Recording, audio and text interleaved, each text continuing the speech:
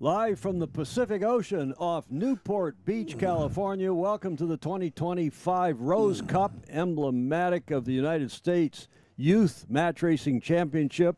We're already in full motion here with preliminary flights leading up to the finals here in about an hour or so, but here we go. We're in the semifinals. Dylan C. against James Pine, Sienna Nichols against Harrison Strom.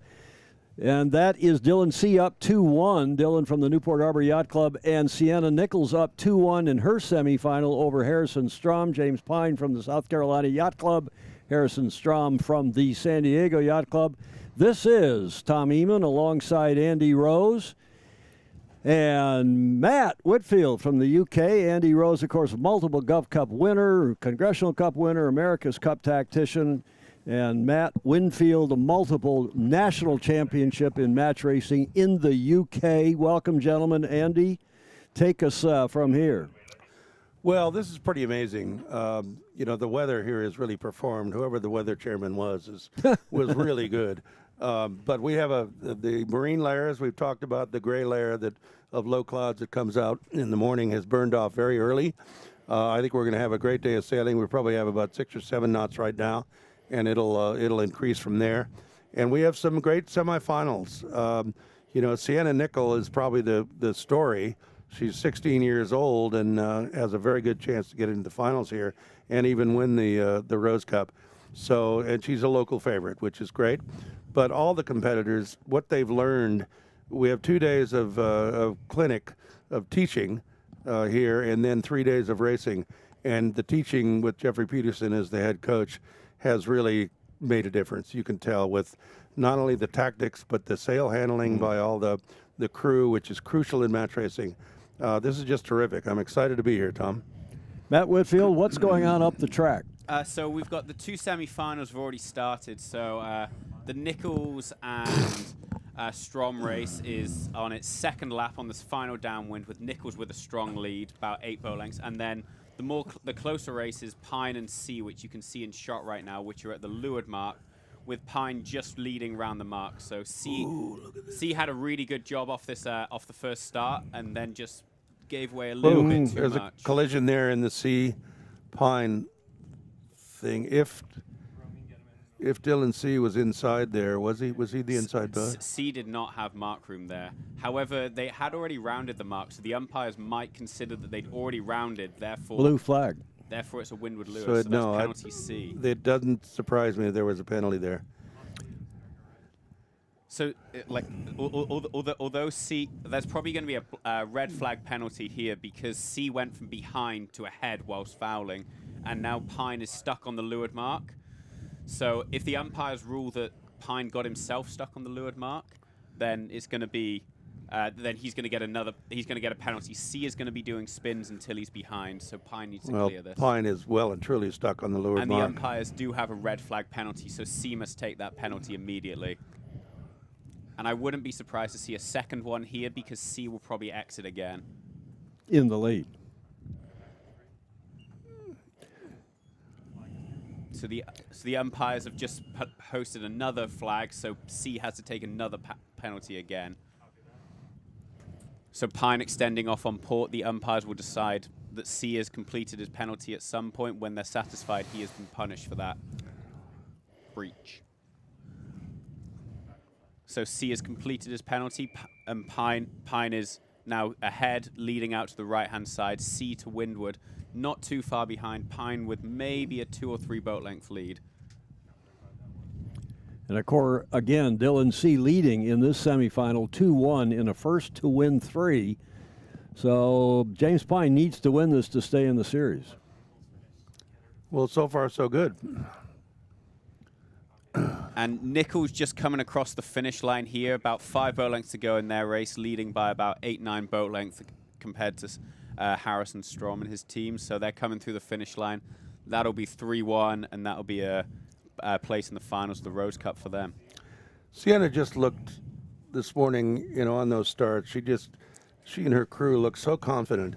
It was almost clinical what they did to the other boat. I am so impressed. And again, we've talked about the learning curve with match racing, and it is more than I think in any other discipline of the sport. The more match races you do, the better you get. Well, Serena showed that. Serena got 12th in the Governor's Cup last year.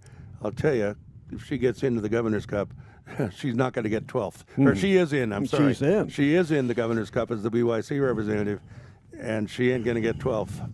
16-year-old Sienna Nichols representing the home, really favorites, Balboa, the host of this regatta, Balboa Yacht Club, with her sister, twin sister Maddie Nichols, Kai Brennan, and Eddie Kleem, have now just won their way into the finals.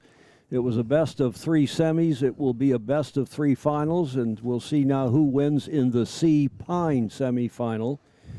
It's tough for Strom, Harrison Strom from San Diego Yacht Club, and his crew of Sabrina Anderson, Kevin Kaysen, I believe it is, Wyatt Kelly. They have had a great regatta. Too bad to be taken out now of the finals by Sienna Nichols. But let's go look now at the Sea Pine match, the other semifinal, where Sea is up 2-1 over Pine. And just to tell you the names of their crew, from the Newport Harbor Yacht Club, Dylan C. and his crew of Kaya Hancock, Anton Schmidt, and Michael Sentovich. As I said, they are up 2-1, but they're trailing right now. James Pine and his crew of Nathan Pine, William Baker, and Addison Fisher from the South Carolina Yacht Club, which, Andy, we want to correct from yesterday. Yes. South Carolina Yacht Club is actually in Hilton Head, about 2.5 hours from Charleston. But the kids tell me they all live in and around Charleston, and they sail at the Charleston Yacht Club, at the South Carolina Yacht Club, rather, at Hilton Head Yacht Club, an active hotbed of sailing, of yacht racing in the Southeast. So Pine and his team set in the spinnaker with maybe a 5-boat-length lead, getting straight into it, jib down, ready to jibe. So Sea following in.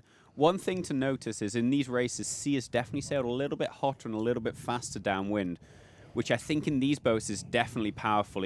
Not only does it mean that when you come into the maneuvers with more speed, you can maneuver, but just the simple VMG of going higher and faster downwind generally gets a VMG gain. So Sea was maybe this far behind in the first beat and caught up to at the leeward mark. So he's going to be thinking he can get in and get at these guys again. Not a great set on Sea's boat. On Pine's boat, it was perfect. What you want to see is when your stern is even with the mark once you've changed course to go downwind. If the spinnaker is up and flying, then that's a great set, and Pine had that. Andy, how about the conditions? It's soft like it was yesterday when we got out here, kind of 5, maybe 6 knots. But because of the fantastic design of these Gulf Cup 22s by Staff Commodore Alan Andrews of the Balboa Yacht Club, these boats are powered up even in this light stuff. Oh, without question. I mean, they have a lot of sail area, and they only weigh about 1,650 pounds. And, you know, carbon rigs, and they're just, I can't say enough about these boats, especially here. You know, Newport Beach is not known for it blowing a lot. Ooh, not a good jibe on Sea's part there. In fact, sort of a terrible jibe. That just goes back to what we've been talking about, Tom, about crew work. You know, if you can handle the spinnaker better than the other team, that's worth 2 or 3 boat lengths on a downwind leg. Yeah, it's not any monkey can steer, right, Andrew? It is not that. It's not that, yeah. And when you're this far behind, like Sea is, you really need to gain a boat length or 2 in a jibe just to really be able to affect the other boat. So everything's got to be perfect to open up the opportunity. And so far has not been. So. Yeah. And Pine doing a good job of just extending another few seconds and just getting away, getting breathing out the back, and then make sure that there's no issue from Sea's boat here. Pine on the left with the lime or green kite, a greenish kite, and in boat 11 here on the right is Dylan C with the more gray spinnaker or kite, as the Aussies and Kiwis call it. It's right, mate.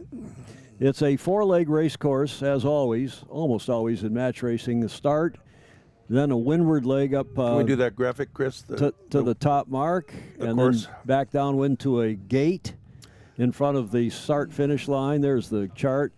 Back upwind on leg 3, around the top mark again to starboard, meaning leaving it on your starboard or right side.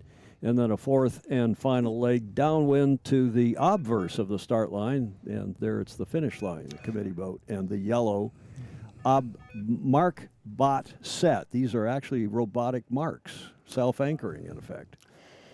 Well, back in the day, Tom, you know, we would generally finish at the final weather leg. So it was a 5-leg course. And the America's Cup, was like that, still is. I think the downwind finish is Big improvement. big improvement. Yeah, and we've had some already in this series, like 3 or 4 feet. Super close. Yeah. Well, in your day, when you were the tactician on Australia in 1977 against Ted Turner and Gary Jobson, it was a triangle windward, leeward, windward, 6-leg course, and it was 24.3 nautical miles off Newport, Rhode Island and Rhode Island Sound. Yeah, and we wished that the course had been downwind for 23.4 miles. You were quick downhill. We were quick downwind, but upwind we were just a little off the pace, and in 12 meters, a little off the pace is 1/10 of a knot, but it's enough. So Pine coming through here to take that win. So him and C tied up at 2 apiece. Got a winner takes all semifinals to see who will join the Balboa Yacht Club's own Sienna Nichols and crew in the finals. So Pine and C, they're going to switch. So Pine is going to be the blue entry, C going to be the yellow entry, and then whoever wins this race is going to be able to be in the final to see if they can win the Rose Cup. Okay, who's your pick, Matty? I know what Andy's going to do, and I'm going to disagree. I'm going to go with Pine. Why? I think if you win the first race of the day, the brain goes in a good place. Well, so I think you've got to. I think the mental side of just winning that first race, you can go. If you go 1-0, often you go 2-0. I think so. I'm going to go Pine. Well, that's a good segue into what I was going to ask you. So what's the psychology on each boat? So you've talked about Pine. Well, Pine goes I'm 1-0, and C is 0-1. So I think C just needs to go. Well, we were 2-1 yesterday, so we got to just win one of these. So, C's basically come out today with 2 chances to win a race, and Pine's gone out with the having to win every single time he sails. So, I think C shouldn't be too worried, but they've shown good boat handling and good downwind. So, I think they just got to harp on to what they know they're good at, which they've been quick downwind and they've been working the boat a lot in the pre-start. So when they're down speed, they've done a good job. So I think that both teams can go with positive attitudes, which if they can keep that going, then it'll be good. Andy, who's your pick? Dylan. Why? Dylan C.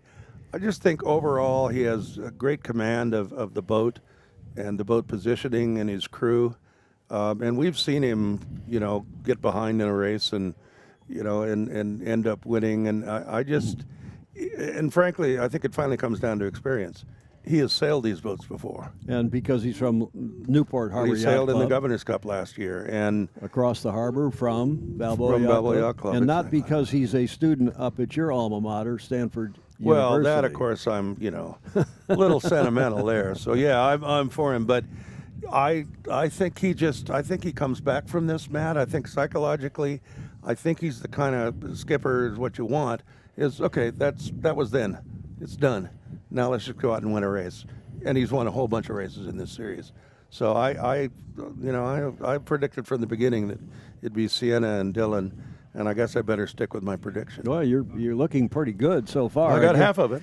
Dylan C. once again from the Newport Harbor Yacht Club with Kaya. Again, I can't remember if Jeffrey told us it's Kaya. Kaya, right? Yes, Not it is. Kaya. Kaya hit Kaya. Kaya Hancock and Anton Schmidt and Michael Sentovich from the Newport Harbor Yacht Club, and they're sailing in their semifinal against James Pine and his brother Nathan Pine, William Baker and Addison Fisher representing the South Carolina Yacht Club. So East Coast, West Coast, if you're just joining us, just about 100 and maybe 50 meters off of Newport Beach here on a beautiful day in SoCal, 75 degrees, call it 24 Celsius. 75 Fahrenheit in maybe 5, 6, and I'm hearing from Bobby Steele and Mark Michelson, our weather gurus, guys, that maybe we'll get to 10 knots today. Yep. Well, that's great. I mean, 6 knots is fine, 10 knots is fine. That's good sailing. I should note, next time you go to a vision of us, Chris Bretschker, that Tom Eamon, we've talked about how wonderful, Matt and I are as far as racing sailors. Tom is wearing his Michigan hat here, and Tom was an intercollegiate All-American, which is really special in this country. That's only the very best get to do that. And I've sailed with Tom, and he's a great calming influence in the afterguard of our bigger boat. Of you, anyway. But yeah, well, yeah, and I get excited sometimes. But anyway, I think the three of us, between us, have a a great deal of experience at this stuff, even though we may not sound like it most of the time. Let's talk about the starting sequence. We've just seen the Foxtrot signal, code flag F, go up on the committee boat, which is the 7-minute signal. Matt, talk us through the starting sequence for match racing. So the Foxtrot goes up at 7 minutes till the first start. Boats are going to enter at 4, so that's 3 minutes afterwards.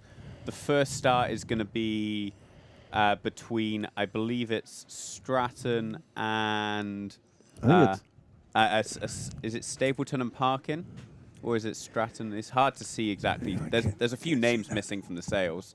What we've got is, in addition to these 2 semifinals, which we've been watching, and of course the Nichols-Strom one is done in favor of Nichols, but we've got 2 other matches going on for 5th, 6th, 7th, and 8th, and I think Stapleton-Parkin is next up. Stapleton in boat 12, Parkin in boat 8, and Stapleton is up in that series 2-0. Then we'll see Stratton and Jan, and Stratton is up 2-0 in that series, and then the winners of those 2 matches will go against each other for 5th place. The losers will race off for 7th place, if I understand this format correctly, Andy. I think that's correct, but honestly, I don't know. This is not a format. This is a format dictated by U.S. Sailing. It's not one for a 3-day event. It's almost imperative it be like this. But we do a little longer program at Governor's Cup. We do a double round robin, so everybody sails against each other twice. And you know, if you have the time and the extra day or 2, I think that's a far superior program. If you have the time and the inclination. And the inclination. But this is what it is, and you know, it's still providing great racing. And I think the key to any regatta is that the best sailors should rise to the top, and I think that's what's happening here. Let's talk briefly about the Gov Cup, because we're in less than a minute now to the entry of this next set. Have we figured out who it is? Our crack. Where is our spotter? What is it? Jan and Stratton. Like Jan and Stratton. Okay, so it's Jan coming in boat 10 and Stratton coming in boat 6. But Gov Cup in a month's time, Andy. Let's get back to that in a few minutes. Okay. Always happy to talk about Gov Cup.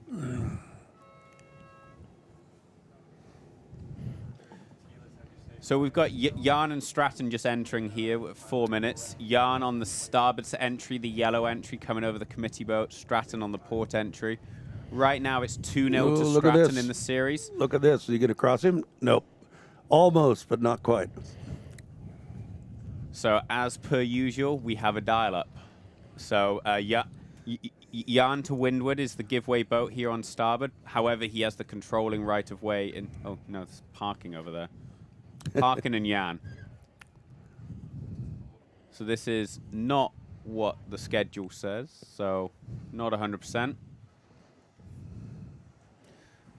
I think they're going freeboard on the races. I think the consolation rounds might be completed, and they're just doing a mini round robin just to keep all these kids sailing and get more match races in. Which, like we said yesterday, the more match races you do, the better you get. So I think they're just trying to make sure all of the kids get more and more sailing in. I'll check with the PRO, the principal race officer, but this may be the finals for 5th place here. And we've got it now. Chris Bretschker has brought it up for us, and I think this is Stratton and Stapleton. Is that right? Yes. And that is for the 5th and 6th place now. And who is that you're... So it's Parkin and Jan are the 2 in the pre-start. So that's for 7th and 8th. There we go. Freddie Parkin and Chi-Yan competing now for 7th and 8th, and Freddie Parkin is up 1-0 in that pair, and then Stratton and Stapleton will be coming on next to determine 5th and 6th, and Stratton is up 1-0 in that pair. We apologize for our mistakes there on who's sailing, but it's a 5-ring circus here, and so. And if I may say, I may say the Gov Cup format, Andy, which you come up with and we use, is much better than the U.S. Sailing format. Yeah, it is, and I hope U.S. Sailing at some point will consider that, but it does take an extra day. At least we sail 5 days in Governor's Cup, 5 race days. These are 3 race days. Yes, so we got 1:44 to go. Both these boats are just circling just outside the committee boat, maybe 15, 20 seconds from the committee boat. So another 5 seconds to get to the line. So a lot of time to burn here. See Parkin trying to keep the hull speed and keep Jan down speed. If Parkin can keep the hull speed and get a hook here, oh, look at really this powerful position. Yeah, he has control right now. Here they're sailing. I would say. Yeah, sailing away from the line. Parkin stopping Jan get a jibe in, and if so, he can easily jibe inside and kill time. Every second they sail away, it gets 2 seconds better for Parkin because a second sail away is a second. Okay, he's going to try to jibe. The jibe is complete now, and I think he had to alter course before the jibe is completed. Yeah, the baton on the top of Jan's sail, I never saw Phil. What do we have? What can we get the umpire boat? Can't quite There see was the a umpire whistle. boat from here. There was a protest, and there's a whistle, but we don't know what. We don't quite know what yet happened. But that was a classic controlling position in that So it looks racing. like there was a green flag. So I guess the Okay. umpires are saying there was, Well, they thought there he was made- separation. He completed the jibe Yeah. before. From here, it looked like the top batons and the new main didn't fill that quickly. So here, Parkin decided to follow, whereas if Parkin had led, I think he'd be in a controlling position here. So, you know, in trying to get that penalty and not getting it, not an ideal situation here. So 20 seconds to go. They're 15 seconds from the line, so Jan just needs to come down and slow, and then he can lead Parkin back whenever he wants. But Parkin going for a hook here. And he's got the hook. Yeah, I think Jan needs to pull that jib in, otherwise Oh he's my. a real risk of... Oh, my. Look at the... Oh. Yeah. Penalty yellow. I think if I were Parkin there, I'd be flagging, and I'd say that Jan basically stayed and was not. So yeah, penalty yellow. So the umpires agree. So they've given Jan a penalty there. So there, Jan was leading back in, let his jib flap, let himself get the overlap, and then hooked in. If he'd have just pulled that sail in, he'd have been on time and been able to lead to the line. Again, we say it over and over again, time and distance. If he had realized he wasn't going to be over, if he just pulled sail in, no problem. But he thought he was going to be over, slowed down, and fouled the other boat. Yeah, I think there he's got to go jib in and bear away over the top of Parkin in front and stay clear ahead, and then he can kill the time. So Chi Yan, who's trailing in that match against Parkin, and his team is Chi Yan, Colin Kennedy, Oscar Parzan, and Paige Tilson, also from the hometown Balboa Yacht Club, the host yacht club of this series, which we've done what, Andy? Is this the third or fourth time? No, second time for Balboa Yacht Club hosting it, actually. Third, actually. The first two were at Balboa. But they weren't national championships. No, they weren't. then? And we should make that clear that this is the 15th anniversary of the Rose Cup, which we started as a national. You can't use the word championship until it's authorized. So we call it a National Invitational Match Race Series. And it took off right from the start. What we intended was that it's meant to make U.S. match racers, young match racers, better. And I think we've accomplished that goal. So leading, and they're up 1-0 in this first to win two series. This is Freddie Parkin, who is the brother of Jack Parkin. Well, no, leading in the series. We'll come back to the Stapleton-Stratton match in just a second. But up the course, we've just seen the start of Freddie Parkin, Asher Beck, Lily Foster, and Thomas Whidden, who is the grandson of the famous Tom and Betsy Whidden from Riverside Yacht Club. Tom is a multiple America's Cup winner as a tactician and one of my fellow directors. He's actually the co-chair of the National Sailing Hall of Fame. And a truly great guy. He with Gary Jobson. Yeah, Tom, way back when he used to work for Sobstad, he made me the best 6-meter spinnaker ever. Well, that's how he got into the America's Cup too, was making spinnakers for Dennis Conner, and ended up on the boat and as tactician. But let's go back to the racing, Matt. So in the screen you can see now you've got Stapleton and Stratton. Stratton as the blue entry on the left-hand side of the screen in boat 6, and Stapleton in boat 12 on the right-hand side. So as Dave Perry says, most dial-ups are done by 2:30. So this is lasting a long time. Stapleton's done a good job here, just matching and not getting too fast or going backwards too much. So here, remember when in match racing, boats who are reversing do not have to give way, unlike in normal fleet racing. So here, this is still the same windward leeward. So Stratton is the leeward boat here, Stapleton the giveaway boat, and they can in these Gulf Cup boats you can actually reverse upwind. So if they can arc all the way around, they can actually go almost upwind with the back being the front of the boat. Noah Stapleton, Fiona Barbito, Brady Kennedy, and Cruz Ziskine from the Alamitos Bay Yacht Club. And then that other team, of course, the Stapleton Team Stapleton. I beg your pardon, Team Stratton. We've just done Stapleton. William Stratton, Harry Bryan, Jacqueline Cassidy, and Luca Farrell from the Del Rey Yacht Club up in Los Angeles. Well, you've heard us say, Tom, how important the crew work is on these boats. That was a classic minute and a half of crew work. That was just brilliant. Both boats doing that exactly right. And that's not the skipper at that point. The skipper has something to do with it. But if the crew screws up, Matt, I think you'd agree, then you can't maintain that position. And I think both of them did a terrific job in retrograde motion, Tom.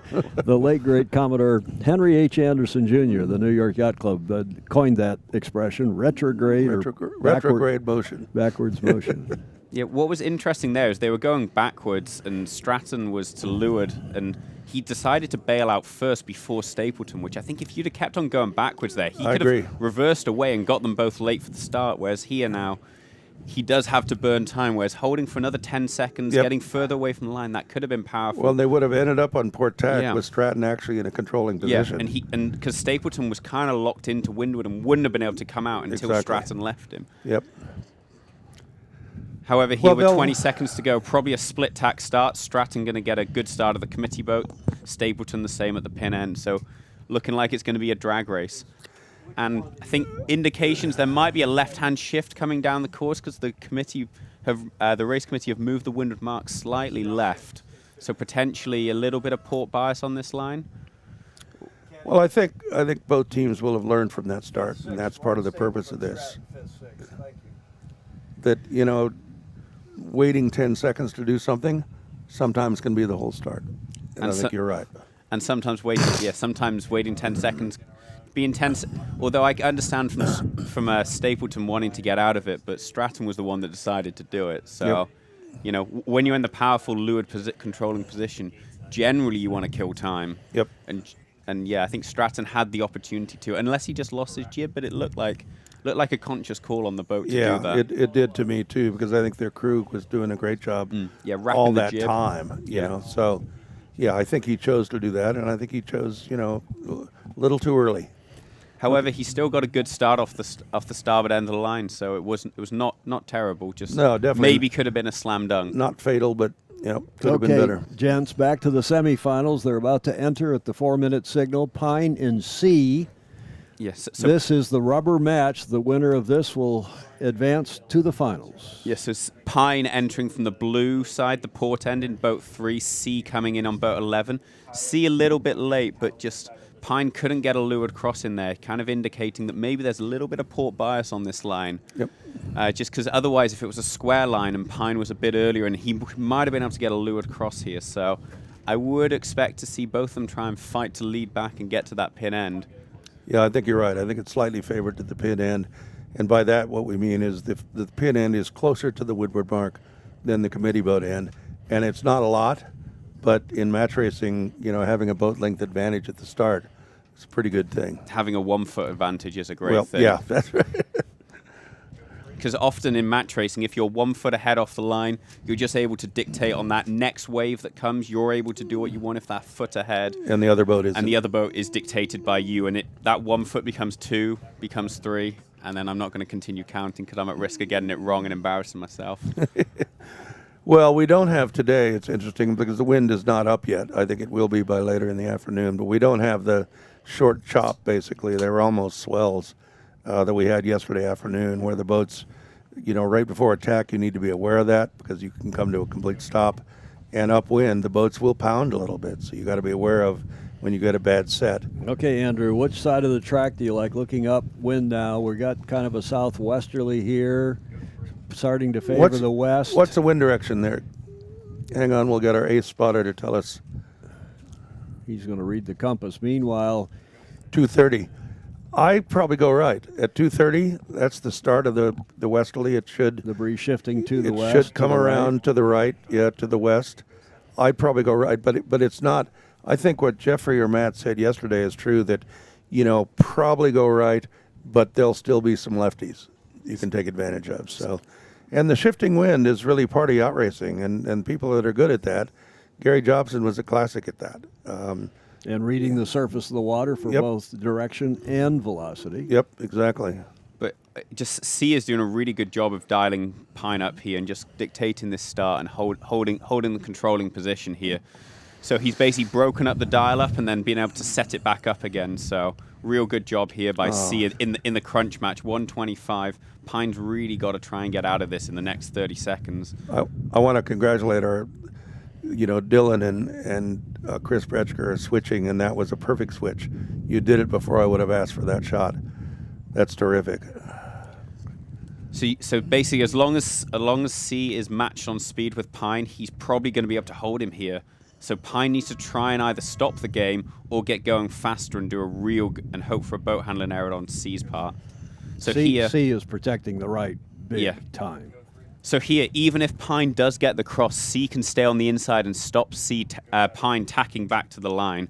So here, Pine is in a real difficult position. So Pine is going to try and bring this close to the line, see if he can get a tack in. If he can't, he's got to do a jibe out early. Yeah, when you put the weather boat, the boat to the right on your screen, up against the committee boat, it doesn't have the normal options. In other words, he can't go on to port tack because he won't lay the line. He'll hit the committee boat. So this is classic match racing stuff.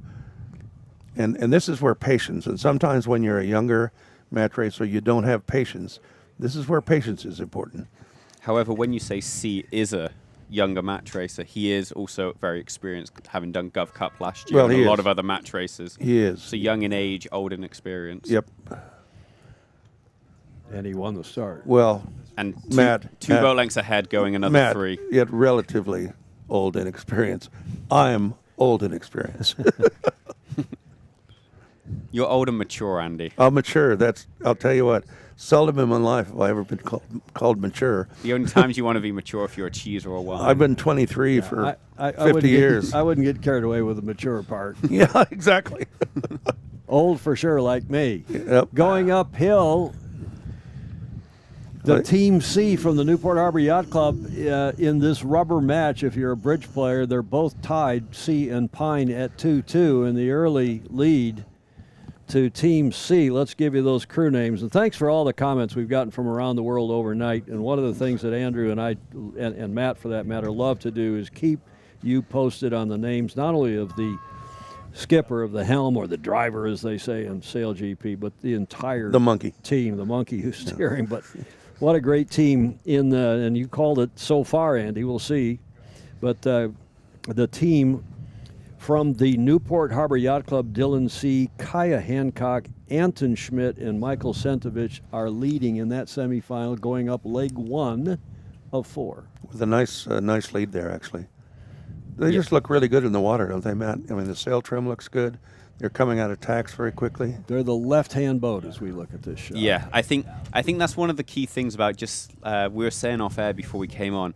Just sailing these boats, there's 3 or 4 quirky things about these boats that are not necessarily done in all different kinds of boats, but they're pretty simple things to do, but they're pretty hard to actually execute to a 100% level. And just sailing the boats, just knowing to come out the tacks a little bit lower, get your body weight forwards, hike as hard as you can, and just making sure that everything is just done all the same time and time again is just really makes that little quarter boat length differences that add up over the course of a race to be. You're starting to see a little chop here, but this is it looked to me like Dylan C. was going a little higher and faster, which reminds me of the great Ted Turner story on the Mariner, the 12-meter that Britt Chance designed and was a total dog. 1974. And there was some great film of Dennis Conner was his tactician, and they crossed the starting line, and Ted says, "How we doing?" Dennis says, "Well, they're a little higher." And then he asks another, 30 seconds, "How we doing now?" "Well, they're a little faster." And Turner says, "Higher and faster? It's going to be a long summer." We'll tell another Mariner story maybe later on in the show. A pithy comment as we watch boat 3 going uphill. That is the Team Pine trailing behind Team C. I talked to the Team Pine this morning, James Pine, his brother Nathan, and William Baker and Addison Fisher from the South Carolina Yacht Club. And again, they are from the Charleston area, but they sail also in Hilton Head there. And they were super enthusiastic, super complimentary of the Balboa Yacht Club in this event and the boats, Andrew. Great. So Well, that's why we did it. C looking like he's kind of extended another boat length He or really two has. there. He's just- like he- real good job. He just looks so comfortable, and the sails are trimmed perfectly, and he's coming out of the tacks brilliantly. And, you know, in a tack, I mean, if you do it well, you can gain a half a boat length or more, and I think he's doing that. Yeah. Okay, that 7th and 8th match is over. Parkin has won 2, and he now has finished, clinched 7th place overall in this United States Youth Match Racing Championship for the Rose Cup. 8th place will go to Chi Yan, also of the Balboa Yacht Club, and his team. Can we go to the more of the Texas Championship here? The starting line. These two boats are really going at it. Okay. Our director said we can't. I've heard from our director producer that we can't, but that's all right. Trust me, everyone watching. This is a really exciting start that we're not seeing. To hell with you, Andrew. No, we can. So this is a really exciting match race because unlike in the America's Cup, Pine is still within 100 meters of the other boat, though. So Tom will explain how he loves the America's Cup and how far they're separated, and then Andy will sandbag even more. No, let's don't talk about the America's Cup. No, this is so let's much don't. more fun. But this let's talk about the Texas Championship just for a second. We've got 2 teams, not only from Texas, but from Houston, in fact, indeed, from Galveston Bay. And they are fighting it out. In fact, they've already determined it's 9th and 10th, right, Andy? Yes. 9th and 10th. But they're continuing to sail. They could have called it a day, gone home.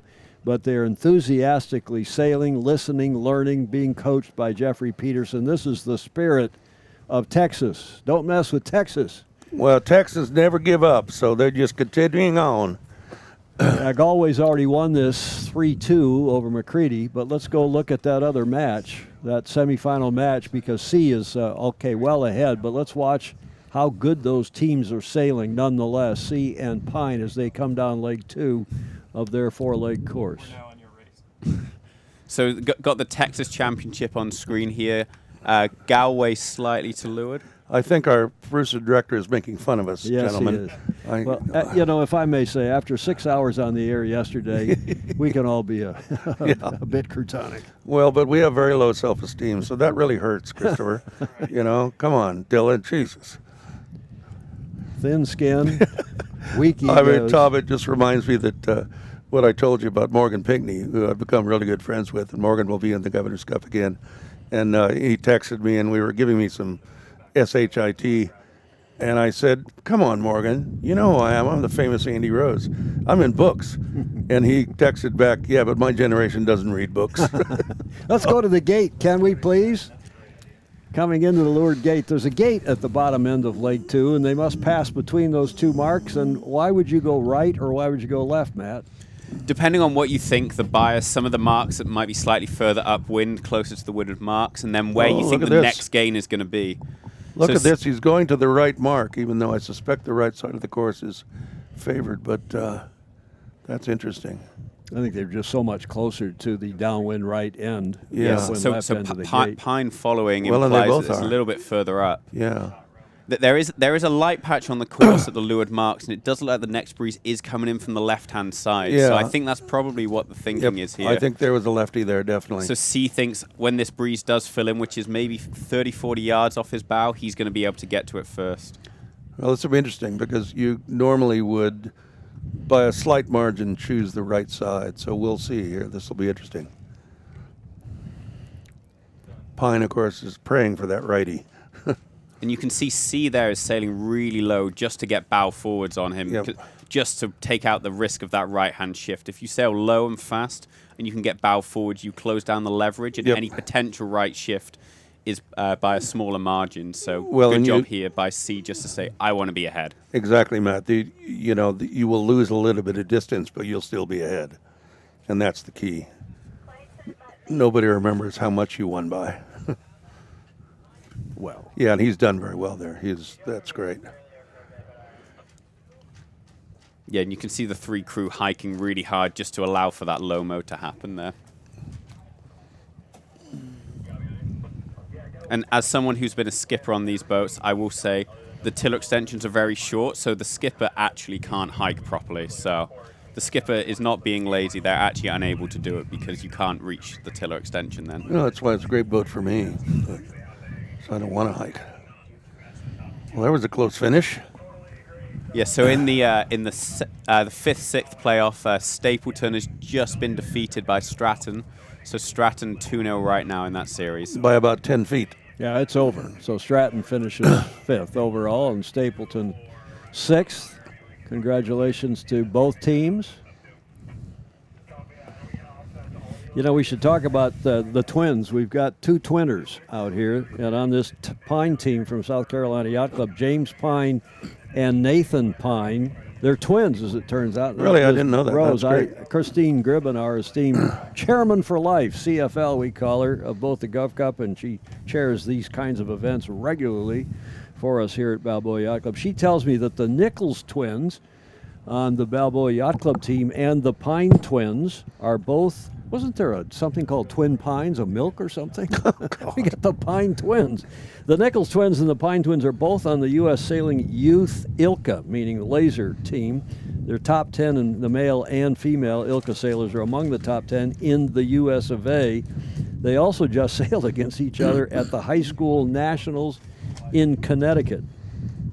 We'll see if the Pine team gets into the finals, and we'll have the Pine twins and the Nichols twins. But right now, Andrew, it's looking like Team C from the Newport Harbor Yacht Club and your alma mater, at least the skipper, Dylan C., Stanford University. They are not hugely in the lead, but have a comfortable lead at the top mark. I think there was a bit of a righty there, and so, you know, Dylan lost a bit of his lead, but by getting his bow ahead of the other boat, protected the lead. And again, it doesn't matter how much you win by. Nice set on Dylan C's boat, and a nice jibe. It's closer than I thought. Yeah, it is. No, he gained quite a bit on that. Coming down the fourth and final leg. Again, I wouldn't have left the right. I would have gone right, but but I've never made a mistake as a commentator, so tactical mistake. And whenever you've lost a race as a tactician, it's always been because you've had a slow boat. It is, or the monkey steering, or a bad strategist standing behind him. He blames it on me when I'm aboard. What's the difference between a tactician and a strategist as we watch Pine struggle a bit with her kite? Strategist is a relatively new concept in sailing. It used to be just skipper and tactician. The strategist, though, can help, and I've chartered 12 meters, as you know, Tom, frequently, and it actually helps because you have a younger guy who can actually do the running back stay, which I don't do anymore. But mostly what the strategist does is look before the race, look up the course, decide sort of, I think we should go left, and this is what's going to happen, I think. And then my job as tactician is to put the boat there, but also ahead of the other boat. Yeah, so the might quick maneuvers, yeah, tacticians get to do. The near-term quick stuff vis-a-vis the competition is more the tactician, and the strategist thinking about the wind and the wind over the longer haul and the next leg and what sails you're going to use on the next leg, yada, yada. Yeah.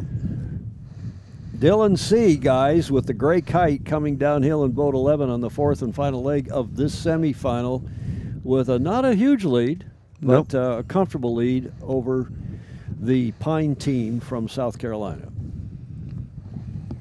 Yeah, I think good job by C there just to jibe over and just stay in clear breeze, but in the same kind of water as what Pine would be rather than extend out. Just reduce the risk, just like he did on the beat. Just don't let the other boat get too far away. And then Pine at some point is going to have to engage because he's not going to be able to get enough separation to really make a massive gain. So Pine coming back there, and C probably should just jibe on his line and just lead back and keep clear breeze.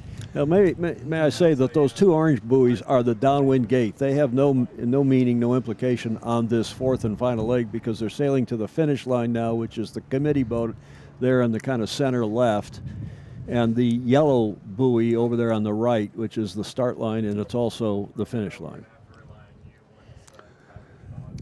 Well, there used to be a great National Football League former quarterback and commentator, Dandy Don Meredith. And what he would do right now at a game like this, he'd say, turn out the lights, the party's over.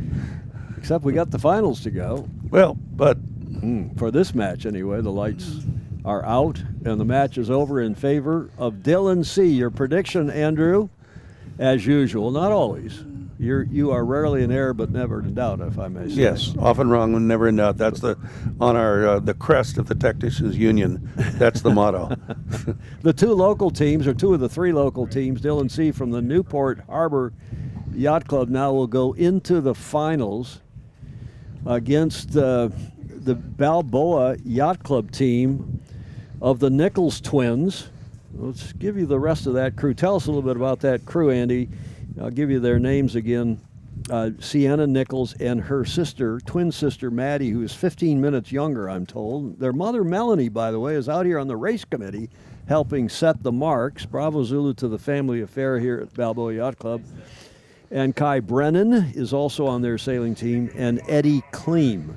Well, Kai is terrific, without question. Eddie has sailed with us a bit on It's Okay, and Eddie is one of those sailors, and we've talked about this, Matt and Tom, about intercollegiate sailing, and a lot of intercollegiate sailors don't sail anymore after they finish college. Eddie early on has already decided he really likes the bigger boats better than the smaller boats, and more power to him. And so he's going on his first Transpac race on Bolt. I think they start Saturday. No, they probably start the third day before 4th of July. But he's excited about that. He's a terrific sailor. Kai Brennan is awesome. I mean, the Balboa Yacht Club program right now in match racing is one of the best in the world, if not the best. It's produced just these incredible young sailors. I mean, Sienna and Maddie are just 16 years old. I mean, we've never had the youngest Governor's Cup winner was 17. But that was back when the age limits were lower, and this is a truly incredible performance. Okay. You're going to hear from them. Let's talk about the Gov Cup, because that's in a month's time. That's the prestigious International Youth Match Racing Championship, and the winner of this event, if I can use a Stanford word, will matriculate. Yes, will advance to the Governor's Cup against and along with 11 other teams from around the world: Australia, New Zealand, Canada, Ireland, Denmark. Where else, Andrew? Let's see, Sweden and the U.S. Our friend Marius Vesterland's younger brother, Theo, will be here. And we may, if Sienna was to win the Governor's Cup, she has already received an invitation, to win the Rose Cup. She's already received an invitation to sail in the Governor's Cup. So if she wins, then the first alternate is a Canadian team. And if they choose not to come, then the second alternate will be, if she was to beat Dylan, second alternate would be Dylan. And I have mixed feelings. I think it'd be great to have another Canadian team, but Dylan and Maddie have this thing going. I mean, on the race course, and it's pretty impressive to see these two. So these two teams they're amazing, and they're young. So the Gov Cup, and this will be the 58th edition this year. It's patterned after the Congressional Cup up in Long Beach, just up the shore from us. That's the granddaddy of the senior match racing event's been going on since the 60s. And we are very proud to host that every year at Balboa Yacht Club. Hence our group, we call ourselves Gov Cup TV. It's an all-volunteer team led by our producer-director, Chris Bretschker, who's a senior member by now. He's getting old, senior member here at Balboa Yacht Club. And Andy, you're really the executive producer. You help keep this thing alive, help fund it, and this Gov Cup TV is getting accolades from around the world for these beautiful pictures, for the production with 4 drones and increasingly good audio and yada, yada, yada, which will even get better during the Gov Cup. And all of your commentators have just dislocated their shoulders from patting ourselves on the back. Well, I didn't say anything about the commentary. It is at times. It's just the whole. Yeah, I got it. So we'll look forward to having you back with us for Gov Cup. And what's the start date? This year it's Tuesday. 29 July. Instead of Monday, it's starting a day later because? Well, because World Sailing sometimes schedules things on top of us very late in the year. But who am I to criticize World Sailing? Well, Tom? I'll criticize them. I'm on the Sailing Illustrated show every Tuesday and Friday. I'm happy to criticize croutons like Why World don't Sailing. you talk about the schedule for Governor's Cup? We do a lot more coverage for Governor's Cup. Well, Governor's Cup, we do 10 shows in 6 days. So we're doing morning shows and press conferences at night and live sailing the last 2 days, which this year will be Saturday, Sunday. But why don't we go have a look at this finish between 4 and 6. Our crack spotter has erased our board. So it's between McCready and Galway. So for the Texas Championship, for the sail-off now, just the two of these are just sailing together today. So they want to get more practice in. So they finished yesterday, Galway winning 3-2. And then today they've got, they're just doing some practice. So they owe a penalty. Galway is the purple kite coming in behind. Spin and win? Oh, spin and lose. Spin and lose. Did they actually owe a penalty, or were they just practicing? They owed a penalty. Oh, they did. Okay, so what you just saw there, and great again, nice. Going to that, Chris Bretschker and Dylan, if you have a penalty, quite often you will try to evolve it by doing a complete turn right before you finish. And what you do is you come up, you take down your spinnaker. Spinnaker must be down below where the boom is, basically. So the boom and the mast, and called the mast. Gooseneck. And then the gooseneck, and then you can complete your turn and sometimes drift over and win the race, which is called spin and win. That was sort of a spin and lose. But it is a very difficult maneuver to do, especially if you're not terribly experienced in these boats. It was actually pretty well done. They just didn't have enough of a lead. They didn't have enough of a lead. But a good effort, good try. Exactly. May I shift the focus for a moment to Balboa Yacht Club and the literally dozens of volunteers that help put this event on, and more than 100 volunteers that help our CFL, our chairman for life, Christine Gribben, run GovCup as well. She's chairing this event. But one of the key factors is this club swings into action not only with the race committee and Father Greg Newman and his bosun team. You see the boat out here with the black and yellow code flag L Lima on it. They're servicing the boats and keeping them in tip-top shape. But even more so, the staff at the club who feed us and keep us liquefied as well. On our craft services team on this boat that keep us fed and also hydrated. But the club members, including Matt Whitfield, they're hosting these teams, a number of them, not all of them. Some of them have hotels or local friends. But the members swing into action and house the teams in their private homes. And, Matt, you're housing one of the teams, are you not? Mm-hmm. Yeah, we got Gavin Galway and his team staying at our house from Texas. So last night they were outside having s'mores in the backyard, and then we're going to drop them off at the beach, and they're going to stay tonight, and then they fly out tomorrow morning. So it's been really nice having them. Well, Tom, you'll remember that on our 50th anniversary in 2016, both Tom and my great friend Kimmel Livingston, who was not only a former Commodore of St. Francis, but also one of the best yachting writers ever, and he wrote an article. He came down and covered the 50th anniversary, and he wrote a great article in Sailing World. But he started off with saying the Governor's Cup is the beating heart of the Balboa Yacht Club. And I think that's absolutely true words. The number of volunteers and the people that get involved here are just amazing. And it's just fun. Shout out to Kimball. That was nice. He's watching. I saw him the other night at St. Francis Yacht Club up in San Francisco, and he said, "Are you guys going live both days? It's going to ruin my weekend," because he loves to watch. He loves youth sailing. He's sort of the Pied Piper of youth sailing, even though he's a past Commodore. Yep. Hugely good influence. One of the best Commodores we had, I think, in the modern era at St. Francis Yacht Club. But the Fishbeck family, not only Matt housing a team, but the Fishbeck family, who are superb supporters of Sailing Illustrated, and others here at the club are housing teams. And it's just a wonderful atmosphere. And you have nice weather, great boats, and what more could you want? Yep. I agree. As Tom, as you know, I always call the Governor's Cup my second Christmas week, because the sailors, the young sailors, are so inspiring. I mean, you start to believe again in the world and not your everything. co-commentators? And not my co-commentators.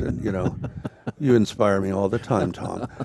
But we only inspire Andy into not what to be.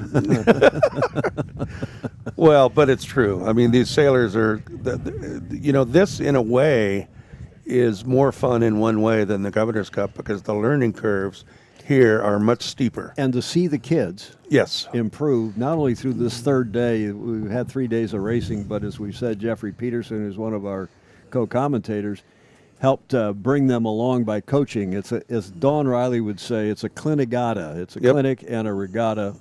And there we want to say hats off to Dave Perry and U.S. Sailing for creating this event some 10 years ago as a national championship. Yep.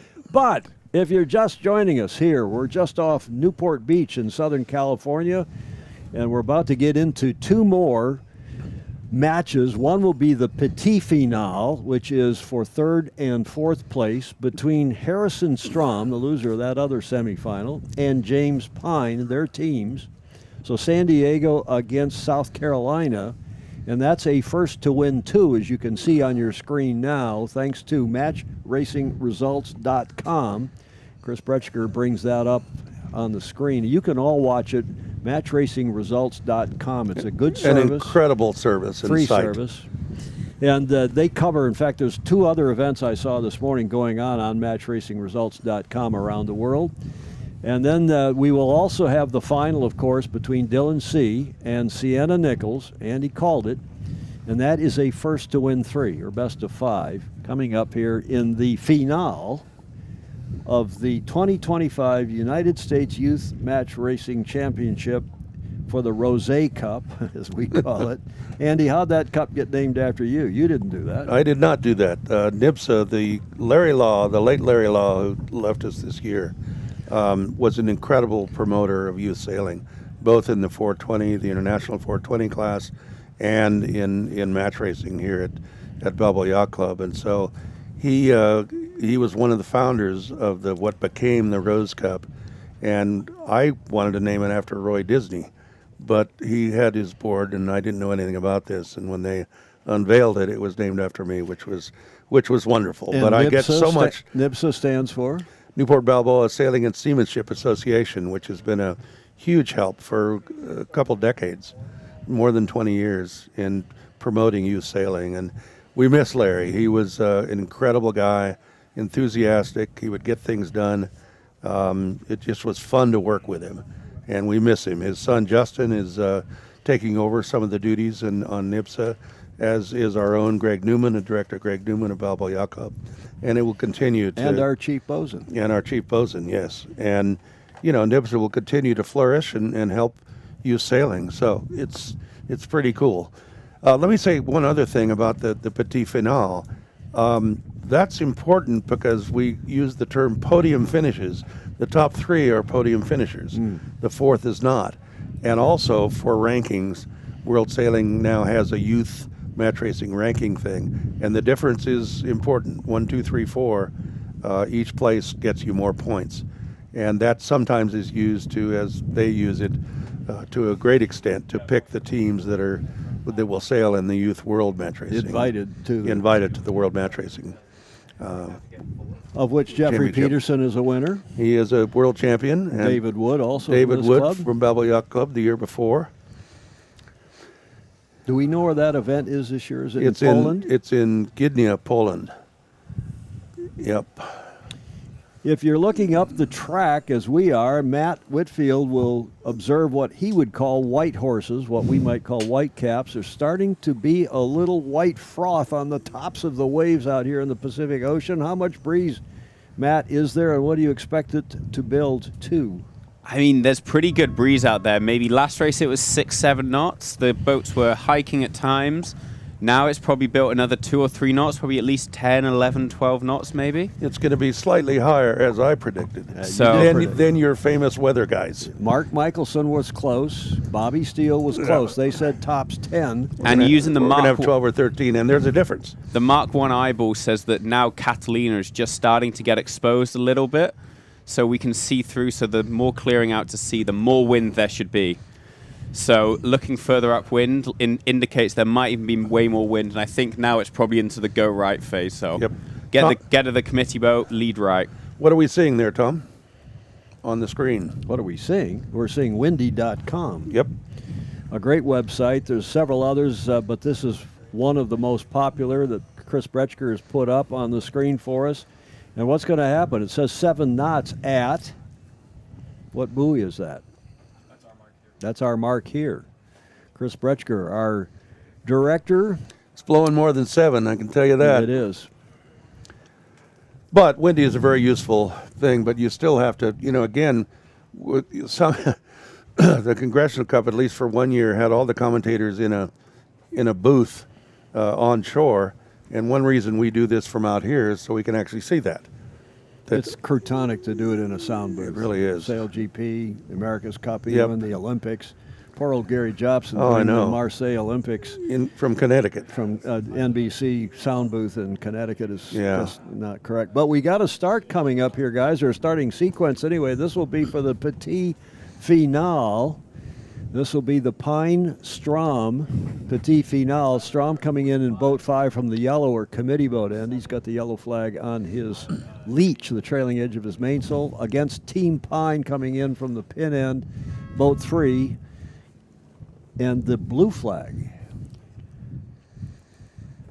So the way this will work is this will be a first to 2 wins in the Petit Finale. So between Pine and Strom, that'll be first to 2 wins, and then Nichols C, which is the big final for the Rose Cup, that will be first to 3 wins. So the Strom Pine match might be done a little bit earlier. So Yeah, that's a match racing staple. Is you always want the last race to be only the finalists on the course, and I think that's great.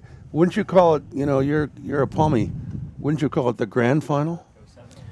Well, I'm married to a French lady, so I'm allowed to choose whatever I want. I live in America. I'm born in Britain, and then married to a French woman, so I can choose whatever language I want as long as it's not Spanish. But I guess California means I can do Spanish as well. And later in the evening, he speaks Welsh. Yes, Yeah. goes back to his native language. Yeah. Well, I can speak Welsh in the morning as well, but I can speak a different Welsh in the evening. Very few vowels in Welsh. So 4 minutes to go. With the breeze building up a bit, although there's no swell this morning, not good if you're a Newport Beach surfer, but it does mean that the chop can form slightly quicker here, and there is a little bit of an underlying Already. chop forming, which is going to mean that this dial-up is going to potentially be a little bit risky for the boat to windward. So if you hit a wave and just lose flow, you can just be sucked down and just drift sideways, because these boats have a very narrow keel. So if you get wrong, you can really get stuck down. So very vulnerable to be the boat to windward here. And C to Pine on the port side did a real good job of doing a steel bulls. So that's where you basically need balls of steel to back down, back your jib and swing down, and believe that you can get around behind the other boat Without hitting them. Yes, a real good job there. Was that I'm not surprised there was a protest flag. Was that a green flag? So green flag, no flags flying on the umpire boats. Yeah, I don't think it was a foul, but it was close. Yeah, so real good job there by Pine just to break up that dial-up. So realistically, breaking up a dial-up is not a big advantage. However, not breaking up a dial-up is a disadvantage. Exactly. So, people say that the yellow side is favored because you do go into the dial-up and you, in theory, have that advantage. But it's probably a 50.1% advantage, which I couldn't agree more. 50.1% is better than 49.9, but it's very much a 50-50. As soon as that dial-up breaks up, it then becomes execute from there. So Pine and Strom here just going to come around, circle around the committee, the media boat here. We're probably 35 seconds of sailing to the line, so 2 minutes 10. So they got 4 to 1, so a lot of time to burn here. I wouldn't be surprised to see a full another loop. Here they are. We'll go to our camera on the boat. You can see how close they are to us. They're using us as what we call a pick boat. It's the same thing.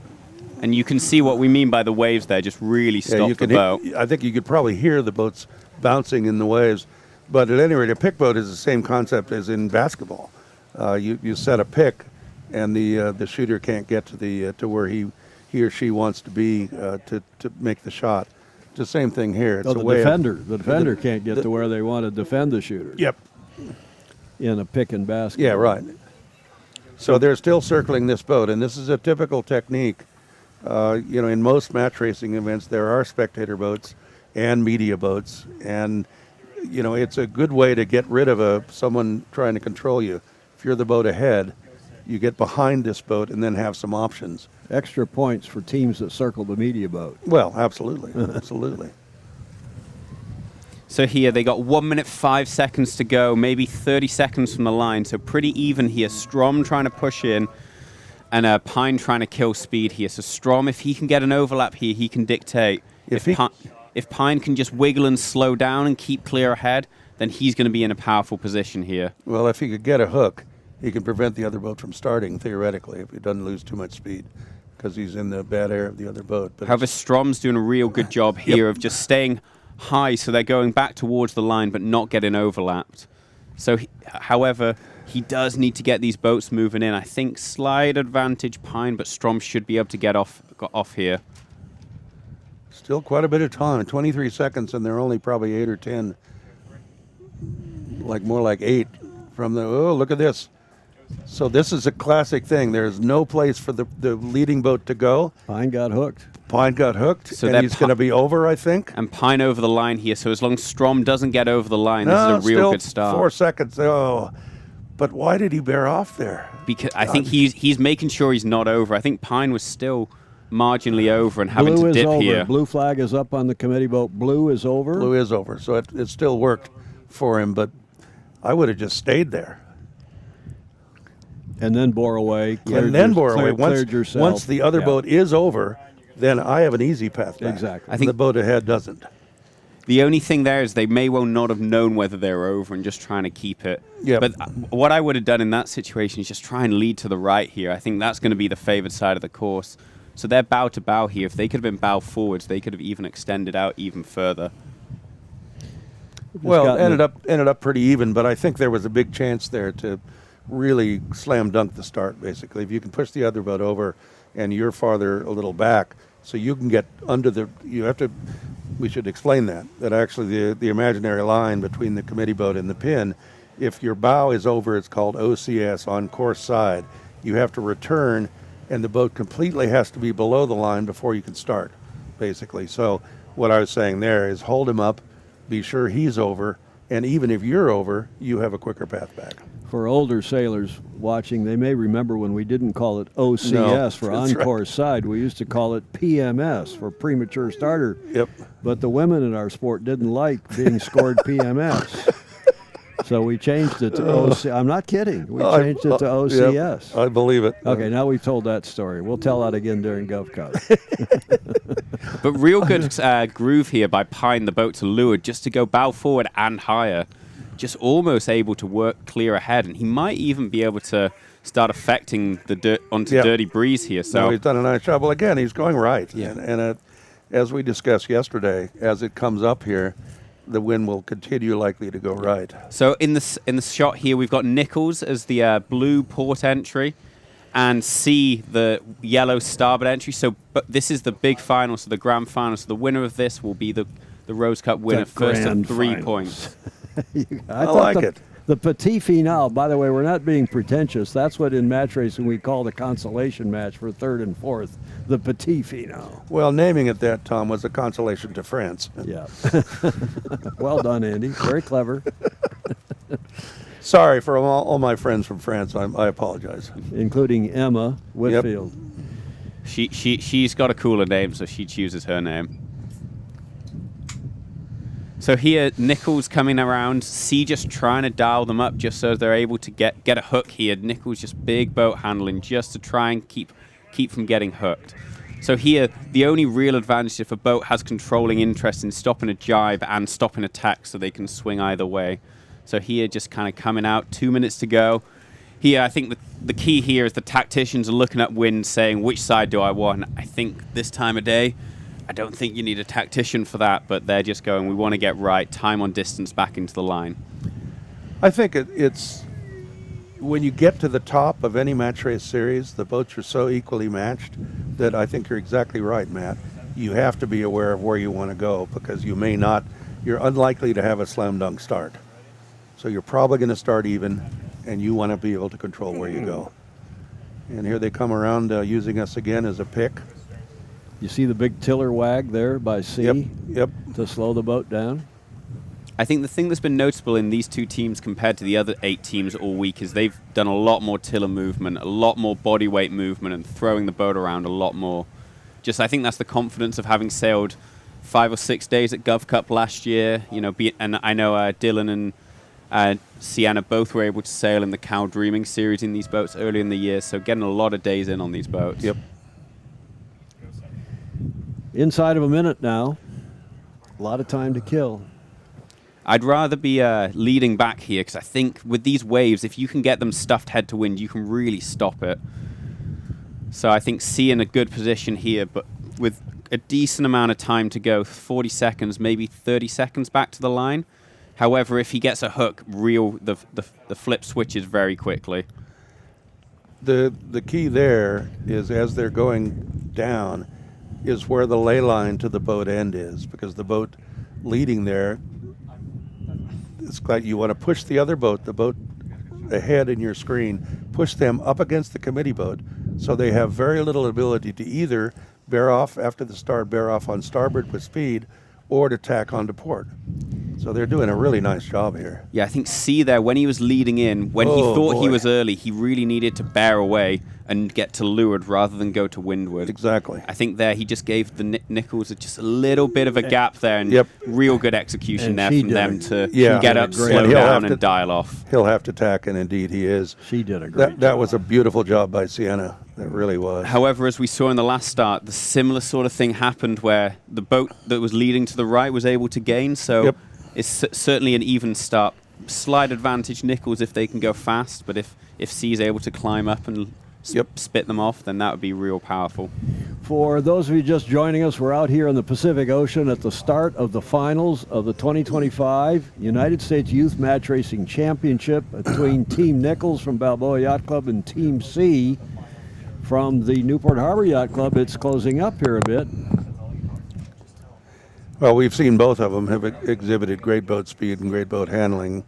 And, you know, again, this is becoming, Sienna is falling into them. This is becoming as the wind comes up in Newport Beach in the summer, it will go more right. And it becomes almost, unfortunately, a one-way course. And I think as well, And there you go. with the That's what- square top mains, it's really, really powerful to be the leeward boat. So you even see it early in the day when you're the leeward off starboard off the line. There's a big gap that you need to be to windward to hold your lane off there, Without question. which I think C did a real good job there of just keeping his speed and getting high, and then Nichols just struggling to hold in there. And if you're watching here for the first time, perhaps the chase boat, the rubber boat, the motorboat following is the umpire boat. There is a blue flag there on the back edge of the trailing edge of the Nichols mainsail, so we call them the blue boat.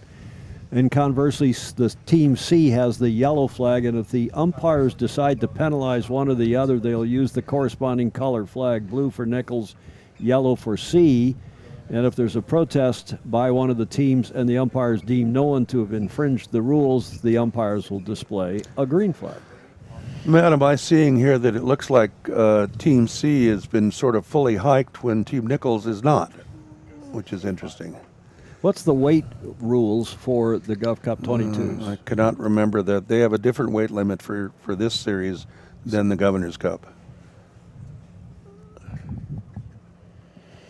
Our crack spotter is making a crack comment here. He's just asked the question, Matt. Do you want to answer? Ask and answer? No. What was the question? The question was, did Sienna beat Matt at the California Dream and Match Racing Series, yes or no? What I will say is we beat them in our race against each other. So, and I'm not sure why Ken's throwing shade there because he was on the boat with me. So I think he's insulting himself. That was Ken Sherb, our crack spotter, coming up with that. He probably forgot he was with you. He's had to block out every time he's been around me. Good job, guys. So no big advantage, which is why you're seeing the split. Nobody's been able to gain a big advantage here. But again, the split going out left could be a little dangerous. Yeah, I think C is going to do 2 less tacks on this beat as well, which is you Yep. know in these waves you do definitely lose Yep. half a boat length or so in these tacks. So if he can do 2 less tacks, maybe that's another half a boat length gain overall. Yep. Great photography, guys. Perfect conditions. I've heard from Mark Michelson who says it may ramp up to 12, gusting 14. Now, see? Huh? And who said that earlier? You did. You told me that Yeah. on the the shore boat from Balboa Yacht Club had come to pick us up at your home and take us across the harbor, and you said, it's clearing early. We're going to have breeze today. And you were right, Andrew. Well, it becomes a righty on the course, as we've discussed. We used to sail against a guy when I was a kid in bigger boats. And this guy was famous. Chuck Glasgow is a former Commodore Balboa. His tactic was there's a mark about 1.5 miles off the Newport Pier out to the southwest. And Chuck would go to the second lifeguard tower and tack. And that was how always, In a southwester. In a southwester, yep. So here you got C rounding the mark with Ooh. that grey kite going up. However, the petite finale is interacting with Nichols here, so that's real good for C. He gets to extend really another is. half length and a half. So. Oh my, that's big. So Nichols went from being on the precipice of being able to get covering and gain back to However, look at probably that. slightly back. Look at that spinnaker set. It was absolutely perfect. She just rolled the other boat, but she's still stuck. And real smart move from C to jibe off now when Nichols is maybe not able to jibe because of Pine. So he's going to be able to sail this whole downwind in clear breeze. So real good move there just to acknowledge, this is what I can do. And he's coming down on the front edge of pressure. Looks like they're slightly headed on starboard jibe right now. Yeah, that was huge there because Sienna cannot go after the other boat right now. She could probably jibe now, but at first, for all that time, she could not have jibed legally. Yeah, and then C doing the good thing and just staying in the same kind of water here. So just making sure that he can lead that jibe back into the marks at the bottom and just coming back in. Real good move there to take advantage of external factors. Yeah, it's unfortunate, but this thing does happen in match racing. One pair will get mixed up with another. And then, unfortunate for Nichols again, got Pine jibing potentially on her breeze again. So that's one of the things you've got to pay attention to. You're in a 2-boat race, but at times it becomes a 4-boat race. And the rules do apply between matches and other races. So you do have to acknowledge other boats, which is sometimes infuriating, but it's part of the sport. Let's talk about those rules just briefly. Yeah. 2 boats on opposite tacks, meaning one has the wind coming over their starboard or right side, has the right-of-way over a boat that has the wind coming over its port or left side. If they're both on the same tack with the wind coming over the same side, then it's the boat to windward is the keep clear boat. The boat to leeward has right-of-way, meaning further away from the eye of the wind. And if they're one in front and one behind, as you almost see here, well, now they're side to side. In this case, Nichols, even though it's a different match, has right-of-way over Pine because Pine is the windward yacht. Now they jibe away. And a boat clear ahead has right-of-way over a boat that's clear astern. Tell you, she's done a nice job downwind here. She's closed the gap She has a without lot. question. And an early takedown by C and moving pretty slowly. And I think interesting move to Boy. jibe back to take that mark and go through the dirty wind of other kites and to the left-hand side. Yeah, I think there you're giving the potential gain to Nichols here. This is exactly what I'd want if I was the trailing boat, is to be able to lead out to the right. Me too. And look at avoid that. dirt. He's having to tack to follow her up the course. Yeah. Boy, I think, well, we'll see. But I think that was a huge mistake. If I may make a humble observation, I think Dylan is quicker uphill and Sienna is quicker downhill. You're probably right. Well, Sienna is now hoping for a big righty, as we call it. In other words, the wind to continue to go to the right, which if you look at the geometry, basically, both boats that you're seeing on screen will head closer to the coast, and the geometry will gain her 1, 2, 3 boat lengths if there's enough of a shift. Doesn't look like anything yet, though, Matt. No, however, I think, they're definitely closer than they were on the first beat. So I think if I were to guess, I'd say, maybe it was 4 boat lengths at the top and, with that, and maybe it would be 3 boat lengths at the bottom, but C with that slightly early takedown, another mark, maybe it's down to 1.5 boat lengths, which is super, super close to be able to attack. Well, she's had great success downwind in this series, passing some boats and absolving a penalty. So it's like we always used to say about Jeffrey Peterson. The last thing I would want is Jeffrey Peterson 2 boat lengths behind me at the weather mark. If I may note, in the Petit Finale, Pine has taken a 1-0 lead over Strom in the first to win 2. First to win 3. Thank you, Crack Spotter. Well, that's unusual. So they're both first to win 3. Well, a beautiful day out here. They're going to get them in. Well, except that because, as I said, the match race tradition is that the last race, that the Petit Finale always finishes before the finale. And here, if this goes 2-0, or 3-0 rather, in the finals, and the other one goes 2-2, Yep. then the Petit Finale is not the the big finisher. Exactly. The big. And I like that tradition. I think it's really I agree good with to you. have it. The last boats on the course are the finalists. Well, you better have a word with U.S. Sailing, Andrew, and set Dave Perry and Life's too short. these rest of them right. Oh, okay, it is first to win too. So now our crack spotter. See, that'll teach our crack spotter to make fun of us. He was not so crack on that one. No. Or maybe he was. He Maybe was he's on crack. Yeah. I don't know.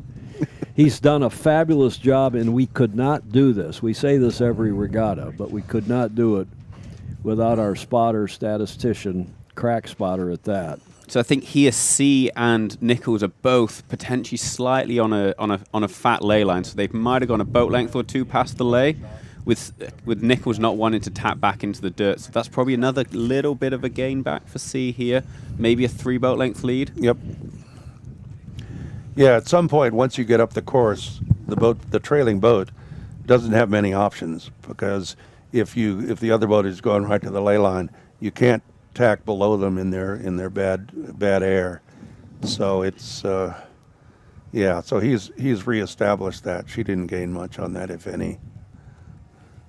See, Fourth and final leg. Fourth and final. Oh, whoa! I think that spinnaker guy might have completely disappeared off the boat. Oh my! Because those spinnaker sheets are relatively short. Oh my! I think the knot might have come undone. It's unhooked. This is huge. I lost a Congressional Cup like that. We had a big lead, lost the shackle opened up, spinnaker went out like a flag. Oh my, what a time for that to happen. She's going to pass him right here. Yeah, so Nichols here just needs to stay away, just try and, if C jives over, jive away and she's just going lead after away. him. Yeah, I think here if she has a spinnaker, she should just stay away and just jibe away. I agree with that. I wouldn't be that aggressive right there. Yeah, there we go, just coming towards and then jibing away. Well, there's nothing C can really do here. You just yeah, brilliant job on Sienna's part, but oh my, believe me, that brings back really bad memories. We had a third Congressional Cup as tactician, but for one shackle opening up. However, great job by C's crew just to re-rig that boat. Exactly. Yep. Like, just straight up, and they're still within the hunt here. They're 2 boat lengths clear, and there's going to be a jibe into the finish here, so there's no reason they can't potentially get a passing lane. The slow jibe, but the spinnaker work was good, but the boat turn was... Yeah, that's a good move, though. And this is not a case of open shackle. They're tied, right? Yeah, they're the tied. Spinnaker Yeah. sheets are tied onto Yeah, it so on that bowline. we'll have to find out what happened there. Yeah, so C still in this game, like yeah. real good crew work there to keep this match question. alive. And at some point, C's going to need to lead the jibe back here at some point. Nichols doing a good job there of coming high through that chop just to keep the hull speed. Yeah, that was a great move by Sienna, coming up like that to keep her wind clear and keep her speed on. So here goes C jibing. I wouldn't go too far, Sienna. I wouldn't jibe there. Looks like you're jibing in the dirt. If you don't lead the jibe, I think you got to extend out. Exactly. However, real good job to do a hot jibe though, so they're able to come up hot. But I think C's got a good chance of getting do out. Another one here. She's got a jibe. Yeah, I mean that was almost half a boat length too late. Yeah, so they're a long way course right as you're looking up the wind. So there's a lot of starboard to come back to the line here. So if I was C, I'd want to be able to do a lot of covering on the opposite jibe. So if I were Nichols here and covered, I would almost consider jibing out as soon as you think that spinnaker's going to go and just run into the pin. So you can see the pin end over there is a long way over. I'd want to lead on starboard here. Yeah, the key to the boat behind is to try to lengthen the race. There's going to And be a oh, flag look at here. this. So he Terrible jibe on Sienna Nichols' crew. Now it's Phil. Watch the umpires. So C was overlapped at a point there, however Nichols has broken clear ahead. In match racing, there is no Rule 17. So as soon as you get an overlap, once you give appropriate time to avoid, you have full luffing rights. Oh, this is exciting, guys. So here, it looks like they are laying the finish here. So as long as Nichols can just keep surfing these waves as she's doing right now, not a lot C can do. Well, that's the converse of what I was saying, which basically is that the boat behind wants to lengthen the race by jibing back into the middle of the course much earlier. Sienna, on the other hand, if she can take the other boat to the lay line, then she's going to win no matter what. And now they're going to have to jibe again. So that wasn't quite, she's going to win, but boy. Just. Can't get much closer than that. Well, I'll tell you what, if our viewers don't like a race like that, then, you know, put on the America's Cup. Put on the America's Cup. The Crotonic Racing in the America's Cup. The best line of the day from Tom Eamon. Oh, my goodness. That was a fabulous, That really was. a PhD level match racing exhibition. And also, if we may say, a great recovery after an unfortunate error. It's a knotty problem. It's a knotty problem, yes. On the Dylan C boat. Somebody didn't tie a knot properly. But bloody hell, a great recovery. Bloody hell, as you would say, Matt. Great recovery to get that spinnaker sheet around the forestay, get the kite over to the spinnaker sheet, get it tied back on, and get back in the match almost to where they wanted. Not quite. Boat length, maybe less than a boat length, Matt, to the finish, in the distance at the finish. Yeah, I mean, just to be able to re-rig the boat that quickly meant they had a chance to be able to keep on going. So, like, real good job there, but, you know, I'm sure they're going to be checking all their knots. I hope so.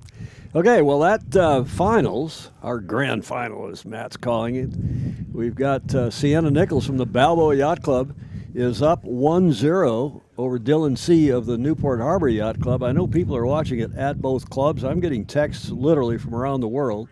Great time of day for coverage of our sport. It's almost 1 o'clock here, 1300, off the beach here in Newport Beach in the Pacific Ocean. So it's +8 in London, +9 on the continent of Europe. So 10 o'clock at night in Europe, if you're watching there, thank you for joining us. And down under, where it is Monday, and they're -5 to us in Auckland, so 8 in the morning there and 6 in the morning in Sydney. Welcome to all of you. I am literally getting texts from around the world. Matt, what do you think? I mean, that was a good race, exciting race. I think both boats have shown that they've got their strengths. I think, like you said, on that second upwind, looks like C might have a slight speed advantage on the upwind. I think he looks like he's sailing in a slightly lower groove. So, and his crew look like they're hiking a little bit harder. So they look like they've got a little bit of a gain on the beats. And then on the downwinds, Nichols looks like she's a little bit faster. Touch faster. You know, over the course, net across the whole race, it's going to be whoever executes the strategy better. But, you know, it's very, very exciting. And, you know, 1-0, there's potentially 4 more races to go. If there's penalties for damage, maybe even more. In the Petit Finale, Team Pine is ahead of Team Strom 1-0 as the race committee now have displayed code flag F, Foxtrot, the attention signal, the 7-minute signal for the first match, which we believe will be Pine Strom, their second match of the Petit Finale, the consolation, to determine third and fourth. So this one first to 2 points. So Pine on match point here. If Pine wins, he's going to be able to claim third place in a podium finish. Strom needs to win this race to keep it alive and get it to a first to 2, so 3-race series. James Pine, Nathan Pine, William Baker, Addison Fisher from the South Carolina Yacht Club. Talking again with the kids this morning on the dock, and they are all from within or around Charleston, South Carolina, but they also sail about a 2.5-hour drive out to Hilton Head, where actually the South Carolina Yacht Club is located. Great hotbed of yacht racing there in and around Charleston, including the College of Charleston, and one of the top collegiate programs in the U.S. of A. The other team, of course, is the Harrison Strom's team from the San Diego Yacht Club, the esteemed San Diego Yacht Club, just down the shore from us, about an hour and a half by car. And the San Diego Yacht Club, of course, won the America's Cup, Dennis Connor's Stars and Stripes, in 1987 in Perth. And Fremantle brought the cup back, defended it in 1988 in the Big Boat Challenge from New Zealand. Dennis had catamarans in a deed of gift match. Defended it again in 1992, Bill Koch actually sailing for San Diego Yacht Club, and then lost the cup in 1995 to Russell Coots, and the New Zealand team, Magic was the name of their boat, took the cup to New Zealand from San Diego Yacht Club, and that's the the story of that fabulous club down in SoCal, one of the best clubs certainly in this country, if not the world. So we got the 10-minute signal is just gone for the final. So that's also the 5-minute warning for the petite finale. So that Japanese-looking flag is numeral pennant 1. So that means 5 minutes to go. So when the boats will enter in 30 seconds, when the 4-minute the blue Peter goes up. So okay, now come on, we got to tell everybody what the blue Peter is. They'll think it's some kind of a venereal disease. The blue Peter is the pennant P, not pennant. That's what you Brits call code flag P, the preparatory signal, the 4-minute signal. Which is going to go up in about 10 seconds. The blue Peter. So all will be revealed. We're getting, after 6 hours yesterday and an hour and a half today, I apologize if we're getting a little loosey-goosey here. Maddie Whitfield, does our television, does our broadcast get a little lift from an authoritative English voice? Always. Chris Bretschger. So here, it looks like the line's quite short, so the boat's coming in. With this extra breeze here, the boats can plane with 2 sails, so and really surf on these waves. So they really come together quickly, so that port entry needs to be real on time. And you could see there that the blue entry, which is Strom, was very close to having get hit by Pine, which was just simply because the boats are coming in so fast, he had to get out the way. Pine did protest, and the umpire's green flagged it, but you really have to be on it if you're the port entry to get in on time. So as they break the dial up with 3:10 to go, definitely looks like a go right track. However, it is relatively soft in the bottom right-hand corner here, so they definitely need to pay attention to a couple of the holes in the water.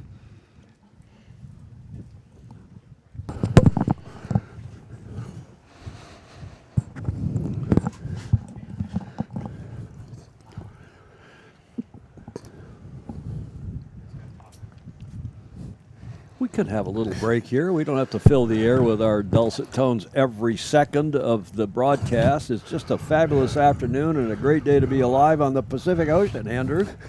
Yeah, we have our dictionaries out. We're looking for longer words. Only you guys that went to Stanford are to make this. that. Well, that's true. We know all the long words. Those of us that went to public schools like the University of Michigan, Yeah, that unknown, we just grunt and groan. non-academic University of Michigan being one of the finest public universities in the world. Oh, you're too kind. That's very nice. At least we're not an agricultural college like Michigan State University. Yeah. Oh, now I've insulted half my friends Well, and family. that's not very nice, Tom. No, I was insulting my Cal friends by saying Michigan is the best public university. One of the best, you said. And Cal certainly is one of the best. Cal Berkeley up in the Bay Area. What's going on here, Matthew? So they're just circling around trying to get an advantage. So they're about 35 seconds from the line. So Strom coming back, 1:35 to go. So I think a lot of time to burn. Maybe even see another circle here. I think Pine's trying to take the windward separation. So if you're windward and separated, you can try and bring the game in. Whereas if you come and engage, that thinks it's a bit harder to keep the time ticking over. Whereas Strom wants to kill time. So you see he's trying to sail away from the line, just trying to eat up time. Every second he sails away from the line, that's a second away, and it's 1 more second to come back. So it's a 2-to-1 burn easy there. That's a very good point, Matthew.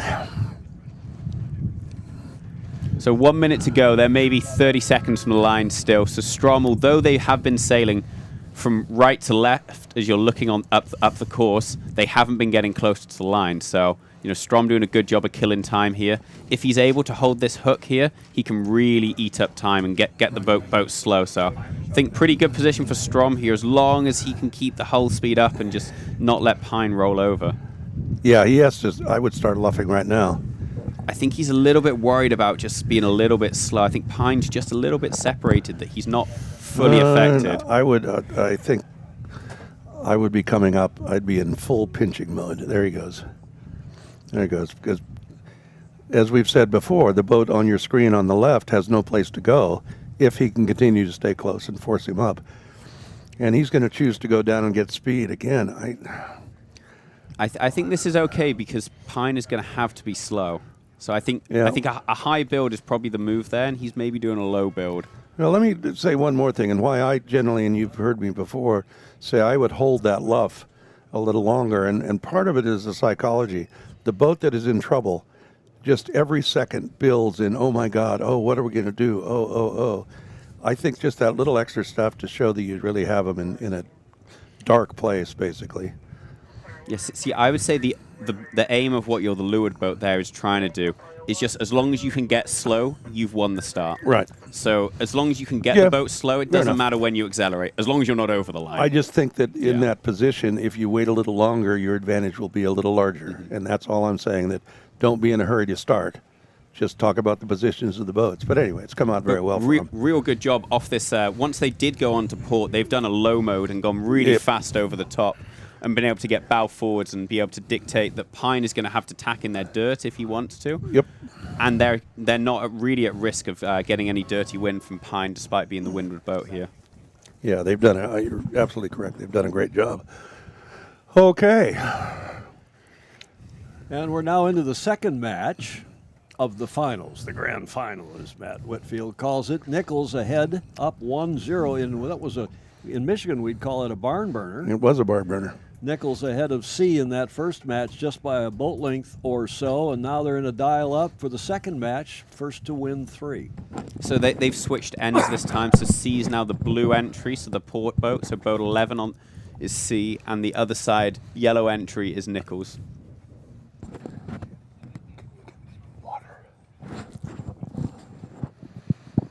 So you can see C getting worried about his bow. He thought about a steel balls and couldn't quite get into it. So got his bowman to go jib right, push it out, and spin that bow round left. And real good job here from C to build up and match the speed of Nichols, so Nichols can't get away and get back at him. So, as is more often than not in a dial-up situation, no real advantage yet for any boat in this kind of breeze. She has enough distance to jibe or do whatever she wants. So, not a great.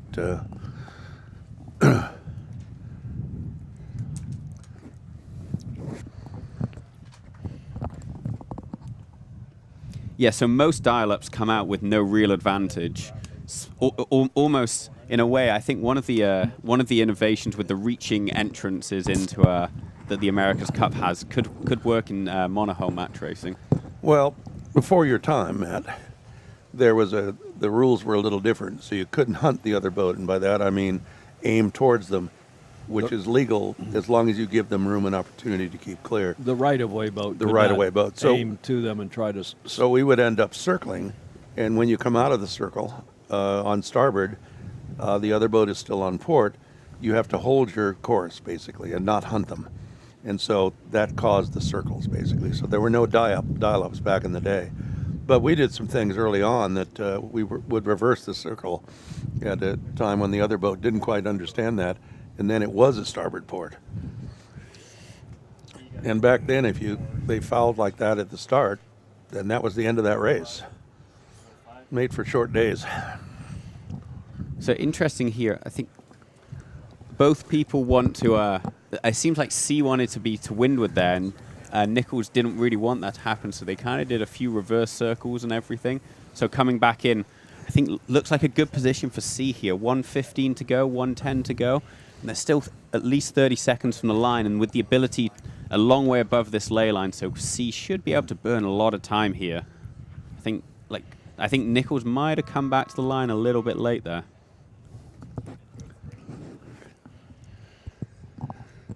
Coming up on 50 seconds to go. So 45 seconds to go, maybe 25 seconds to the line. So as soon as they get inside the ley lines, this game opens up a lot more. But Nichols needs to get there, which I think C is right on the edge of being able to get the shutout now. I think with these waves, they might struggle to. So this is very similar to the last start with C leading in, Nichols following. So hopefully, for C's point of view, he's figured out what he did wrong the last start and is able to correct that. Well, you can see what's going on here. This is a great example of what the rule requires. There is no overlap. In other words, looking at the boats in that way, Nichols was clear astern, so there's no right-of-way situation there. And then now you look, there's a little bit of almost an overlap here, but it's a little late. So she couldn't hook him, meaning that get to leeward and force him over the line or something like that. So she has to get out of there right away. So slight advantage, C off the line. However, Nichols able to lead to the right. Yep. However, as we noticed on the previous beat, looked like C had a low and fast mode, and that's the mode you want here. So very much 50-50. Also, her tack there was superb. Mm-hmm. That was just, she hardly lost any speed. So now she will be trying to crawl up basically whenever she has the chance, and you basically think about the puffs, and if you get a puff, you can actually tighten the gear a little bit, pull the sails in a little bit, and gain some weather. Some gauge. Some gauge, exactly. Yeah. But I'll tell you, C is low and fast. C is going fast there. If C goes bow forward, which it looks like he's managing to achieve, then he's getting a slam dunk here like we saw in the last start. Exactly. So this is a key part of the race here. Whoever gains the next 1 or 2 feet relative is really going to be controlling, which and I think he's C done is it. doing it. I think he's done it, Yeah, she's in his bad air now. Not quite, but is about to be. Yeah, he's done it. Well, Yeah, that's brilliant. That's brilliant. Great camera work, guys. So in the petite finale, it's Strom leading to the top mark with a reasonable lead, probably at least 3 or 4 boat lengths. Now look at this. This is interesting. So as we predicted, Sienna Nichols had to tack away, and Dylan C is continuing up the course. There he's tacked. So I think that was smart from C there, because if Nichols would, he said, if you want to keep on going on this tack, you'll get near the boats coming downwind, which is another half boat length loss, and he's probably going to the favored right side. So kind of indicates he wants the right-hand side, Yep. and he's okay to let Nichols go left. He's just forced her to Well, the that left time he tack. tacked right on her air, so she had to go right away. And that's, again, it's in this condition, he's controlling the whole race because he can keep going to the right and will always have the starboard advantage even if she gets a little lefty or gets close. So Yeah, I think here if you're Nichols, the aim is keep it tight, keep it within 2 boat lengths, and that's your aim from here. You're not trying to win to this top mark. Yep. You're just trying to be as close as you can so as you can hunt them on the downwind, which we've seen. I know they overtook in that final downwind through the spinnaker going wrong, but you know they've looked fast all week, and particularly on that first downwind, they gained a bit. So keep it close, and you can attack. Just a quick note from up the track coming downwind on leg 2. Team Strom is leading the Petit Finale. They're behind in the series 1-0 to Pine, but Strom now leading with a pretty comfortable lead into the gate. And looks like they'll even this one up at 1-1. again, I don't think terribly surprising, Tom, in most good bat races. The top of the fleet, when you get to the semifinals, they are so equally matched. Exactly. That, you know, and it's great for us. We get to see these great match races here out on a champagne conditions day, Oh, Tom. you said it. You I know finally I said it. I And know. you know what it is? It truly is. Chamber of Commerce Yep. conditions here in Newport Beach, California. In the morning, it was Prosecco conditions, Well, but now maybe. it's champagne. So I think real good job here by C here, probably extended another length or 2, just keeping that boat going fast. And I think here he's pretty close to starboard lay, so I wouldn't be surprised to see him continue on starboard and say, you guys have to do 2 more tacks than me. That's another boat length. And then as well, it gives his crew time to get the spinnaker ready to go on this before they round this top mark, whereas Nichols is probably going to have to do a tack set, and that's probably a little loss. Yeah, there's the mark at the top of your screen.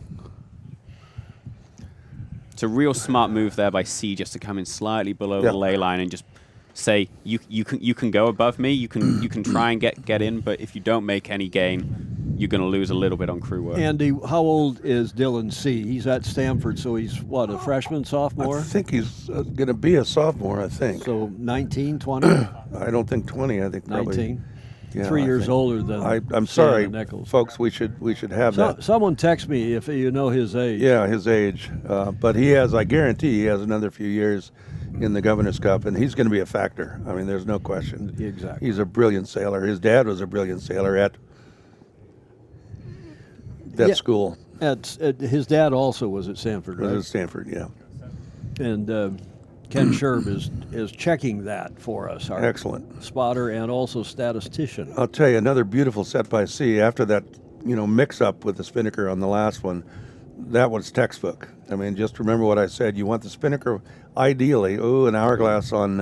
It should pull out. It should pull out, but when you turn the mark, if you can have the spinnaker set and flying by the time your stern leaves the mark, that's a perfect set.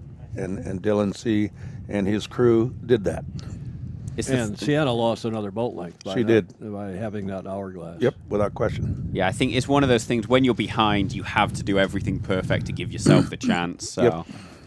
you know, here, Sienna just making it hard, and Dylan and C and his team just really doing a good job of sailing the boat fast and extending as much as they can. Apropos the shackle knot discussion we had in the last race, I've heard from the bosuns who said there ain't no shackles on our boats. Yep. At least not on the spinnaker sheets. Well, I wish we had had that at the Congressional Cup. It's knots. The spinnaker sheets are tied to the clews, the corners, the lower corners. Well, maybe somebody didn't know how to tie a bowline, maybe. I'm sure they've put some tape on that knot this time. Yeah.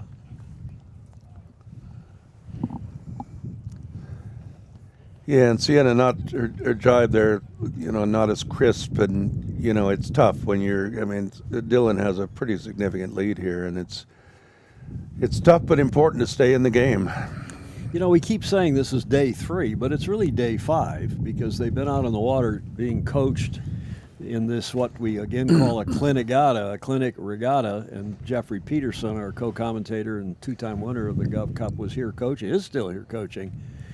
Beautiful scene last night of him after the race giving a post-race debrief with, thank you, with the kids and watching the video on a big screen television and a chalk talk in the model room at Balboa Yacht Club. So they're even learning at night, each night. And this is the 3rd and final day of racing, but they've actually been at this for 5 days. So I suspect they're starting to get a little tired. Yeah, I would imagine, but yeah, they've been doing 12, 13, 14-hour days, just getting all the learning on and off the water, so definitely tiring. Now, Dylan C., Ken Sherb is telling us, is 18 now, and he turns 19 in August. Great. So yeah, that's what I thought. So he's going to be a sophomore. 2 or almost 3 years older than Sienna. Depending on when in August, he may have either, 19, 20, 21, 20. He may have either 4 or 5 Governor's Cups to go. Because our age limit in Gov Cup is the last day of the regatta. But it's also 23. Yep. Instead of 21, which you cannot have turned 21 in the year of this event to sail in the Rose Cup, and you must be minimum 16. Yep. Because I think we had it when I was doing Gov Cup. Claire Costanzo was young enough by about 3 days. Yeah. And she was worried that you were going to delay by a week for some reason. She was going to become too old. Well, maybe it's an Australian thing because Sam Gilmore was in the same position, that he made it by 2 or 3 days. Yeah, December is when the August are done. So, you know, maybe they have a good start of summer. Yeah. But is it now the year of the event for Gov Cup as well, or is it's the last day of the regatta? Let's talk about our friend Claire Costanzo. Claire is from Australia, from the Royal Prince Alfred Yacht Club, and just was a tremendous competitor here, Tom, for 3 years, I think. Yes. And just did very well and had an all-women crew. I remember our coach Jeffrey Peterson, and the world champion and 2-time Governor's Cup winner. He was, I think, 15 or 16. And that's when we still had boat hostesses, and for a women's team, boat hosts. And so Jeffrey was trying to help us on the boat here, but there'd be a lull in the action. He'd say, "Can I swim over to them?" And so he would. He'd swim over and see all the gals on Claire's boat. But great person. She still sails big boats down there, and I think she's done Hobart, and just fun. Just really fun. Speaking of Aussie, I heard overnight from Will Bolden, Coach Will Bolden from out in Perth in WA, Western Australia, and he's hoping to get back here this summer. He's coached a couple of Australian teams over the years at Gov Cup, and he adds shall we say, a bit of flair, a bit of liveliness. He does. Yeah, Will texted me as well last night, and he said, "Get ready, it's going to happen, chaos, full stop." He's very impressed with the production that Chris Bretschker and his Gov Cup TV team are leading. Dylan Bartels, who's added to the team this year, doing technical direction. He's switching the show and also handling the audio, which gives Chris more time to smoke cigars and kind of look around and look like a super producer of the Academy Awards. Yeah, my only He problem. reaches for a cigar as I speak. Unfortunately, Dylan represents just one more person who's involved with this thing. When they start talking to Bretzker and some of the others, I have no clue what they're talking about. Coming into the finish, I don't know if we can get that, but this is not such a close match. I believe that Team Strom has led all the way around the track. Is that right, Kenny? Strom will take the win here now. The yellow kite about to cross the finish line, and they will tie up the petit finale consolation match at 1-1. First to win 2. So the rubber match will be the next race. Do you play bridge? Did you ever play bridge? I did. Were you good? Well, we played at Stanford. We played drunken bridge. What's that? Well, you have you go out to the Rats and have some beers, and then come back to this other fraternity at 1 in the morning and start playing bridge. And?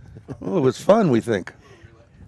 I'm surprised you didn't come back and play chess. Only at Stanford. At Michigan, we came back and played other things after we. Actually, I'll tell you one one other story about bridge at Stanford is after we graduated, one of my fraternity brothers, Keith Loken, joined the State Department and was at one point based in Kuwait.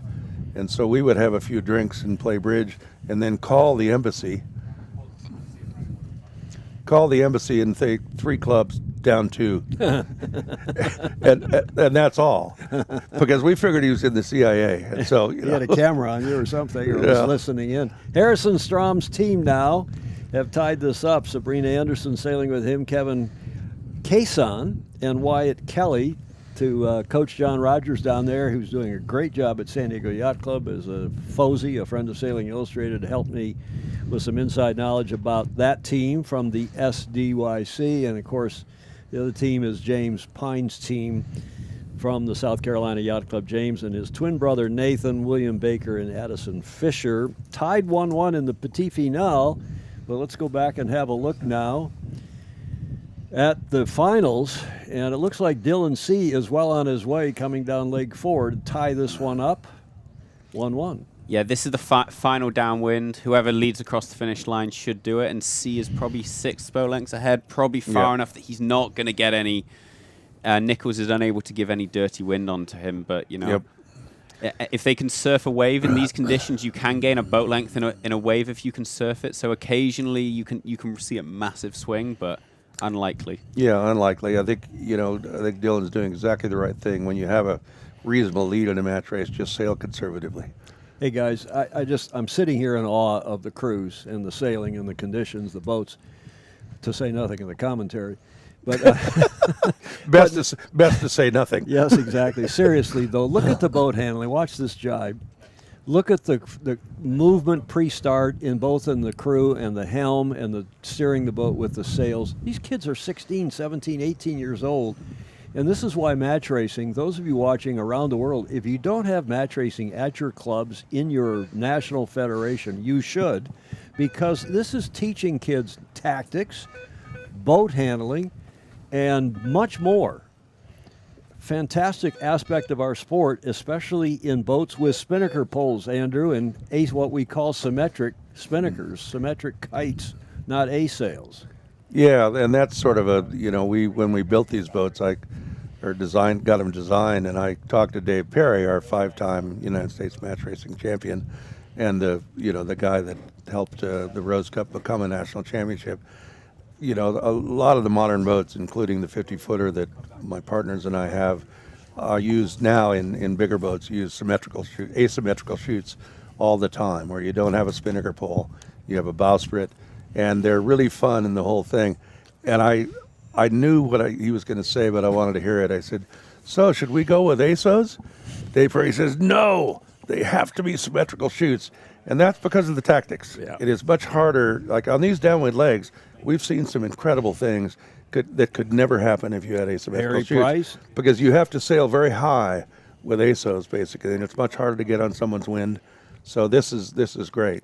Chris, I mean, any number of sailors, but particularly Harry Price was so fast, the Australian winner, downwind, so quick, and likewise Jeffrey Peterson. Jeffrey Peterson, yeah. Has a real track record for being quick and getting on the air of the boat ahead. You did not, as you said earlier today, Andy, you do not want to round the weather mark ahead by only 2 boat lengths ahead. With either Harry Price or Jeffrey Peterson. Either of those guys. Exactly. And there is the finish.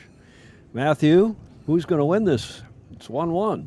I'm more confident saying it will be 3-2 to someone than who's going to win it. So I think you're right. But I think if I were to guess, I think I'm going to say Dylan C. Now, there will be some thinking that we've rigged this to keep it close, but this is not the NBA. This is not some other sports that we can think of. These kids are just, I don't usually get too excited about watching sailing, yacht racing. Or about anything, actually, Tom. Or that matter, for anything. Yeah. I'm old and but after watching yacht racing up close and personal, including a bunch of America's Cups for 50-plus years, this is just a great breath of fresh air, a BOFA. Without question. Without question. This is just to see this kind of talent, but the tactics and how close the boats are. I remember, Tom, with the America's Cup, the current America's Cup, I watched the first one when it was in Auckland, and you had on Sailing Illustrated a watch party. And I remember at one point one of the boats upwind fell off its foils. And my comment was, well, I've blown tacks before, but I've never lost 750 meters doing it. Or more. Yeah. Another shout out while I was speaking of BOFAs, or breath of fresh air, to the Vice Commodore of the New York Yacht Club, Claire Harrington, who is also a big fan of youth sailing, of match racing. She is sailing from Cutty Hunk in the Elizabeth Islands over to Martha's Vineyard. And she texted this morning saying, BZ, Bravo Zulu, the code flags for excellence, for in praise of performance. Well done to the whole team here, the sailors, the race officials, the bosuns led by, without the bosuns, we don't have boats that are just superb, and they're not breaking, they're just fabulous, to say nothing of the television team and all of Christine Gribbins, volunteer team here at the Balboa Yacht Club, hosting the 2025 Youth Match Racing National Championship, a.k.a. Rose Cup.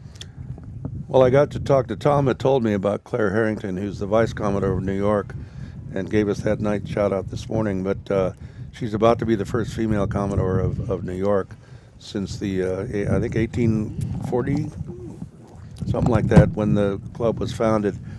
And Tom had told me about her. Well, I got to meet her in mid-May back in the other Newport, Rhode Island. And I'll tell you, she's everything you said and more. She is going to be, talking about a breath of fresh air, she is going to be an unbelievable Commodore of that club.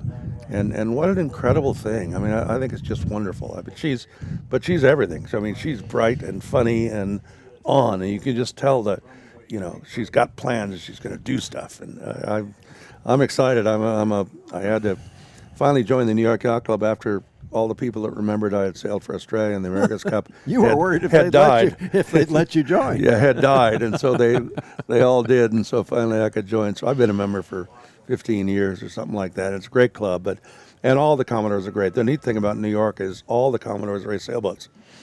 And it's a serious racing club, yeah. And they do a great job now with young people at Harbor Court in Newport, Rhode Island. A lot of young family-oriented racing and sailing activities. Claire was the Commodore at Vineyard Haven Yacht Club in Martha's Vineyard long before she was Vice Commodore, now Rear Commodore previously of New York.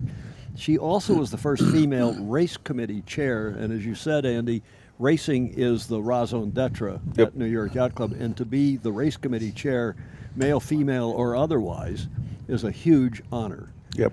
And she is a BOFA, a breath of Well, I'm fresh excited. air. I've liked a lot of the Commodores there. I mean, the first one I really got to know was Phil Lotz. And, Phil was a great guy. Phil sent us, when we built the boats on our 50th anniversary, we built these Governor's Cup 22s. Phil sent us $1,000, which was awesome. I mean, Phil and Wendy Lotz, two of the great people in the modern And history. it meant so much to me that they cared about something like this, and they were willing to help out of the blue. And so I love that club. I love Balboa Yacht Club, but my other clubs, St. Francis and Fort Worth. And the Beach Street Yacht Club. And the Beach Street Yacht Club. Shout out to Julia Vedekent, who's the Commodore of the Beach Street Yacht Club. She's watching. She's also a breath of fresh air. She is indeed. Another Stanford chick, She's She's a awesome. Stanford chick. She's a Stanford chick. But, Julia is awesome. We go back a long way when her husband was alive, and they followed the 6-meter programs. And so she was there in Switzerland when we had no wind, but that was good because she can entertain. She can entertain the spots, the stripes off a zebra. Exactly. As Matt Whitfield rejoins us here on the we can't say the commentary booth because we're on the flybridge. We're in the upstairs here, up top on the yacht Adios. And before we go covering this third flight of the Petit Finale, no, it's the third flight, isn't it? Yeah, it's the winner takes all flight here. Yep. And I just want to say that the owner of this boat, Adios, on which we are ensconced, is the parents, the dad and mom of Chris Bretschker, our producer, director, and his parents have checked in with me from now in Canada. I believe they're at the family home, Chris, up on Lake Erie. And I've had the pleasure of being at that home just near Buffalo Canoe Club, and it's a fabulous spot. They wish everybody well. They're watching it, and Chris, they're even more impressed with you and your team. And they're biased, of course, but we'll accept their bias. Commodore Peter Bretschker and Kari. Kari is the executive craft services director and could not join us this weekend because she's out in a lovely place. She's under pressure from Hayden Wolk. But Hayden Wolk and our chair, Christine Gribben, who is multi-talented, the two of them are holding up the fort. And Kari, they're doing okay. We're not going to replace you, but they're doing okay. Meanwhile, with 1:40 to go to the start of this third, it's 1-1 tied, Pine and Strom. Let's go to our play-by-play man, Matty Whitfield. So yeah, we got the boat's relatively close to the line here, so they're about 25-30 seconds from the line, and they're 1:30 to go, so a lot of time to burn here. Strom to leeward, who's overlapped to leeward and trying to keep a swing here. So Pine just trying to stay up, is the giveaway boat, just trying to keep these boats moving in as much as possible if you're the lead boat here. So here, if Pine is to bail away on port, Strom is going to try and follow him. If he doesn't think he can get that, he's going to have to bear away and try and come back at him. So Pine here trying to burn time, going to lead back to this line. Sorry, Strom.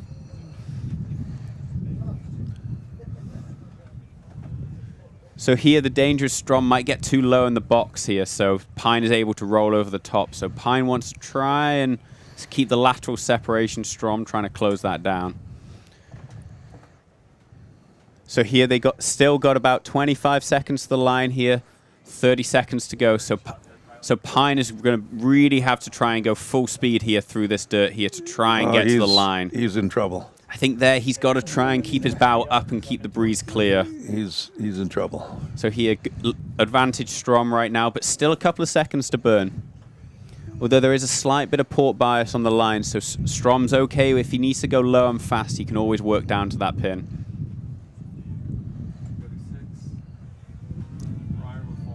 However, here with the go right track, I think here Strom's got to try and bounce Pine back onto starboard tack here. Slam dunk. That was a great start. At this level, as we were saying, it's somewhat unusual for one boat to have a slam dunk, what I call a slam dunk start, over the other when you get to the top of the fleet in the semifinals. But that was brilliantly done. Perfect. It was really good. Yeah, time and distance, Matthew, time and distance. Yeah, he drew Pine in. Pine got sucked in and then took the dirt and was just, late to the start. No place he could go. Yeah. From 30 seconds on, that was always going one way as long as Strom wasn't early. Well, and Strom did a real good job of not being early. Even if he had tacked, Strom could have covered him immediately. And I've always said that the best thing in the world is get in a tacking duel when you're leading before the start, because you just force the other boat back and it has very little runway. I'd say the best thing in the world is to get a black flag. Well, yes, on the other boat. That's the best. You don't need to do anything then. Well, you better explain the black flag. So a black flag is when you get 3 penalties to one boat. So the race just is called quits, and the boat that has the 3 penalties is automatically lost. So that the other boat does not need to complete the course. Okay, so we're back here with This is the final, Nichols and C. Nichols blue, port entry on the left of your screen, C to the right, yellow entry in boat 11. Standard dial up here. C in a real good position here with his bow roughly on the shrouds of Nichols. Nichols just trying to get going backwards here and then maybe be able to make C have to do something about it. So C electing to tack out because Nichols' bow was a little bit left there. So I think he did a good job there. He went, your bow's left, I'm going to get out. But Nichols had backwards flow, so she was able to spin the bow around and able to follow out. So again, no real advantage out of the dial-up, but the worst thing you can do at a dial-up is fall into the other boat or make some, difficulty with either the rudder or the sails. And so, that's a good result for both boats, basically. I think one of the key things about these boats compared to, match racing bigger boats is these boats, you can really spin them easily with the jib. Yep. Whereas if you're in a bigger boats like they have up in Long Beach for the Congressional Cup, the Catalina 37s, it's a lot more crew logistics with the wheel. There's a lot less feel on the rudder. So it's a lot of a different thing. Whereas in these boats, you can really get the jib left and right and spin it about. No, and there's some arguments to be made for a slightly slower maneuvering boat is a better match racing boat because when you get control of someone, you can keep it. But I like these boats. Yeah, personally, I prefer the smaller boats. I think it adds more room, more maneuvers, more room for maneuvers if you have a smaller maneuverable boat. Okay, here they go around us again here with C still following. So with 2 minutes to go, still Nichols deciding what time she wants to come back, and then it's up to C to decide does he want to lead or follow. So here C going for a tack round. This is interesting. He gets the lateral separation here, so that means he's able to sail into the line at full speed, and Nichols is unable to affect for a bit. So it's a good job to be able to try and bring the game in. However, at some point he does have to decide to come down. Yeah, it's way early. So, I mean, they're right at the, they're, what are they, 20 seconds away from the line? Or probably 35, 40 seconds. Yeah. So I think both, but they're pretty on a decent time. It's whoever does a good job of pushing or slowing down is kind of an advantage now. I think this is a reverse to what we've seen in the other two starts with C leading. So there is slightly different maneuvers here. Nichols just trying to get it going slow. C just trying to do those luff ups just to keep it near the line rather than let them get too far away.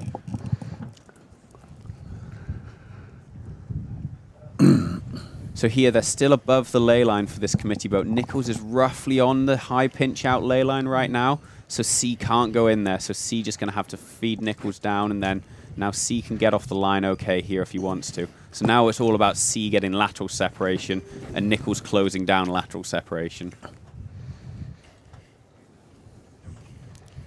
I think that was good for Nichols there. C coming down just allowed Nichols to really kill time here. He just put himself in the dirt here. I think that means Sienna and her team can just go high, slow, really. Boy, I'd luff him big time right now. Yeah, I would make that jib go head to wind. Big time. Yeah, because he can't tack out right now. And, and I would go for a tack with she's now. Got speed. She's got to go. Yep, fair enough. And so now he cannot lay. I don't think he can lay. But her tack was slow, and he completed his tack and won the start. Oh boy, that's that's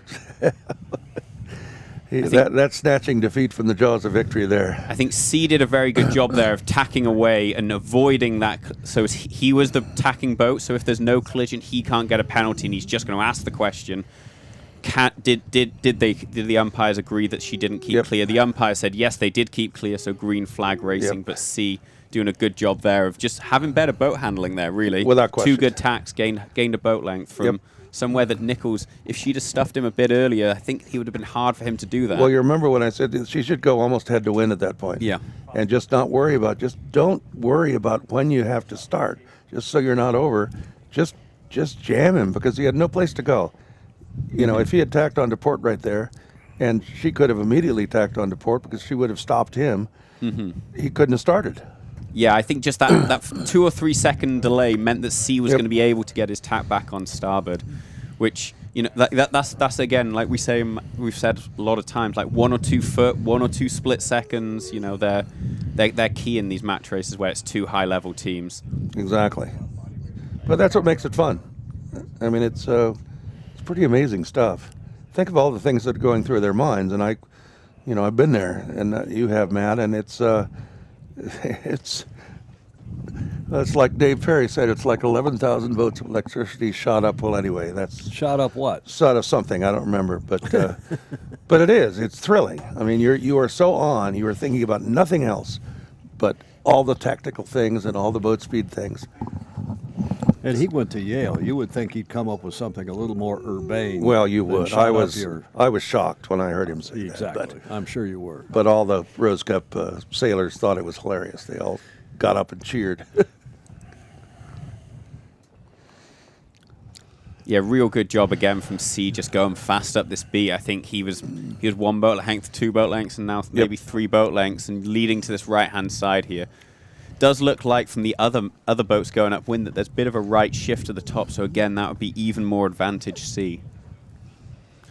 So in the Petit Finale, we've got Strom leading into the gates here, just dropping his spinnaker. So Strom maybe 4 or 5 boat lengths ahead of Pine here. Strom rounding the right turn gate, so going exiting on starboard upwind, and Pine looks like he's going to pick the other gate and then get a split. I'd expect to see Strom tack early as he does that. So not a great tack there. Looked like they kind of got stuck on their own wake. Well, there were some waves there too. You know, interestingly, these 4 teams that are in the final and the Petit Finale all came out of the round robin as the top 4 teams as well. So no surprise what we're seeing. But the other group, the group below them, improved steadily throughout the event. Without question. Yeah, good job by Nichols there, picking up on a little left-hand shift just to get back into this race.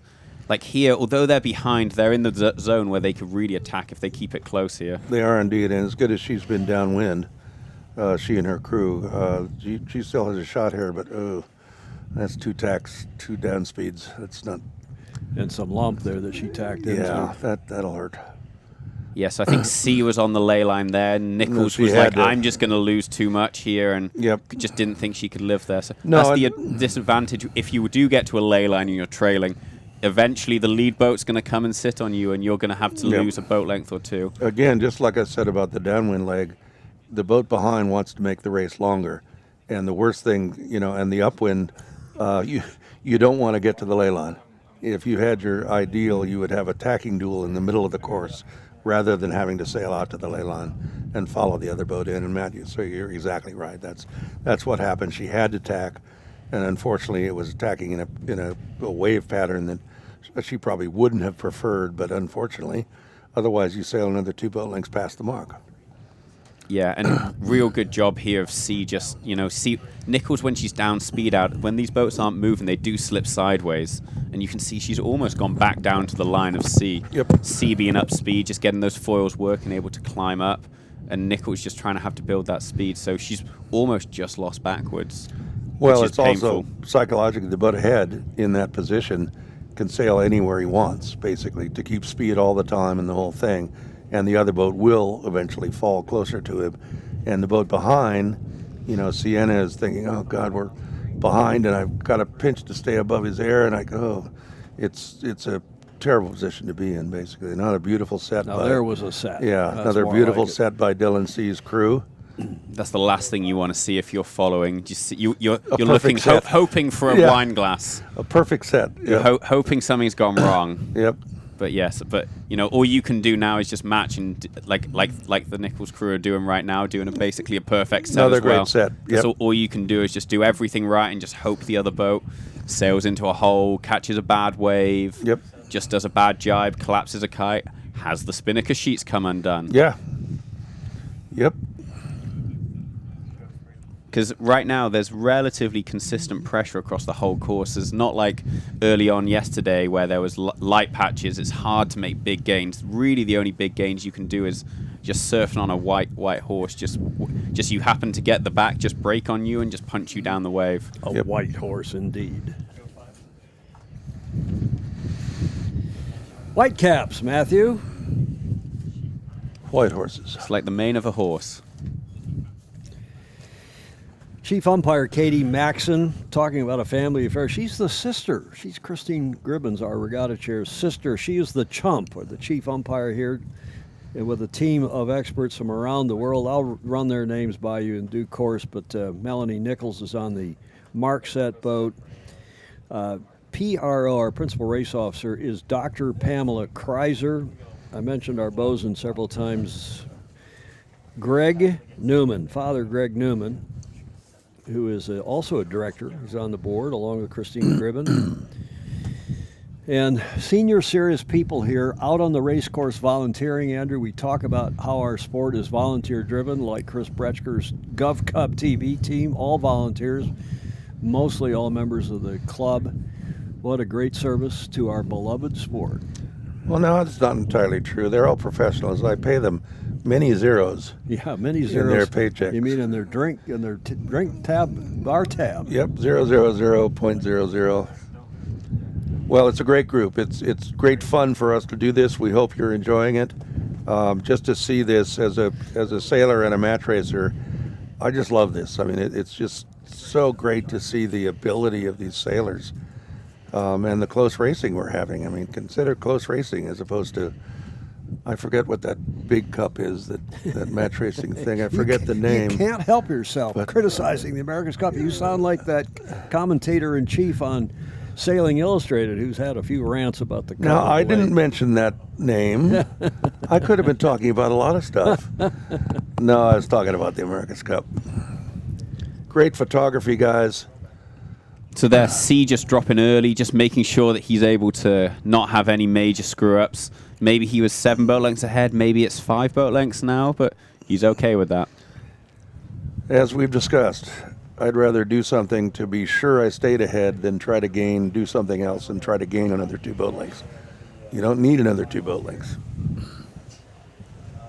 Yeah, it's pretty hard here if you're Nichols because you've got C basically. You can either extend out with C basically able to be close to you, or then the other option is you to get into it, you tack out, and then he can give you dirty wind. So all you can do is do more tacks and hope for a mistake.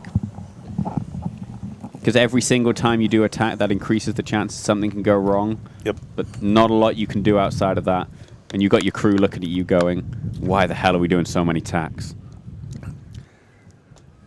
Well, if there is a difference in ability to tack, it could mean a big thing. If you're behind, that is one of the few things you can do on a windward leg, is try to stay in the middle of the course in a tacking duel and try to be sure that you tack better than the other boats. That was one of our things in the Congressional Cups we were able to win, is if we can start better and tack better, then we're going to have a 60 or 70% chance of winning each race.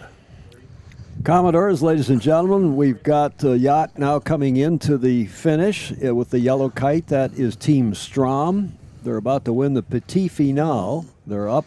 Well, they're tied 1-1 with Team Pine, but this is a first to win 2. And that means Strom and his team are going to win and be 3rd place overall. Well, congratulations to them, Tom. You'll give us the names in a second here, and I'm very impressed with the way they sailed. And, a podium finish is always a good thing. It is, and for the reasons you mentioned earlier, because it does get you further up the list and on the radar screens of you can see them to his fist. They're very pleased, and well, they should be. Harrison Strom on the helm, Sabrina Anderson, Kevin Cason, and Wyatt Kelly from the San Diego Yacht Club. And thanks again to John Rogers down there, the head coach, for providing us with some insight into that team. Look at that great excitement. I mean, they're subdued now, but when they came across the line, they were pretty excited, Andy, as they should be. As they should be. I mean, that's... And the 4th place team, therefore, will be James Pine, Nathan Pine, his twin brother, William Baker, and Addison Fisher, coming across the finish line. They haven't quite yet doused their green kite. And they will be the 4th place team here at the 2025 United States Youth Match Racing National Championship. Well, we should mention that the top of these, we see I'm on the selection committee for the Rose Cup and the Governor's Cup, and we see the resumes of all these sailors. And so to get 3rd against a fleet like this, these are, the top part of this fleet are some incredibly accomplished dinghy sailors who've won a lot of things. And so, this is a match race, and it's a little, new to some of them, but still the top part of this fleet are great. And C coming around the top mark with a good lead here, just on a tight lay there, able to get around. So made sure they made it, didn't have to do 2 tacks. Another little extension there. You saw they didn't quite get their pole on early, just because they were trying to make sure they were going to get there on time. And still did a good job with the set. Well, and with the starboard tack boat coming up, they want to stay as far away from Sienna at this point as possible. So that was a perfect thing to do a late set. Just a conservative move. Got a nice lead. Don't get involved with the other boat. Yeah, with C rolling into a jibe relatively early, Nichols go behind to match, and then their real only option here is to get a major surf somewhere. There's no real way they can affect Dirty Breeze, so it's going to be tough from here. She was going a little faster there for a bit, but unfortunately the lead is such that now he's up to speed. That's a pretty much impossible thing to do from there. So that will result in a 2-1 score. Is that right, gentlemen? Mm-hmm.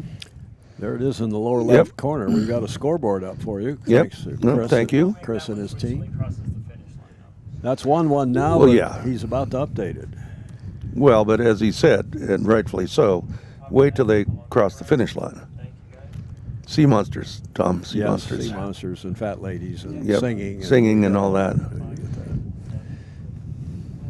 But absent sea monsters or kelp or the mast falling down Yep. or the knot on the kite coming untied yet again, Yep. this one's over. This is in the bag for Mr. C and his team from the Newport Harbor Yacht Club, Dylan C., Kaya Hancock, Anton Schmidt, and Michael Sentovich. Good Slavic name, Sentovich. And they'll go up 2-1 over Sienna Nichols of the Balboa Yacht Club. Sienna, her twin sister Maddie, Kai Brennan, and Eddie Kleem. Who is sitting forward on her boat? I think it's Eddie. Is that Eddie Kleem? Is he quite a young guy? Oh, yeah. Slight guy? Okay, because he seems to be doing, when they've come circled around us, he seems to be doing a lot of the talking as the forward person, talking back to Sienna with almost tactician-like information.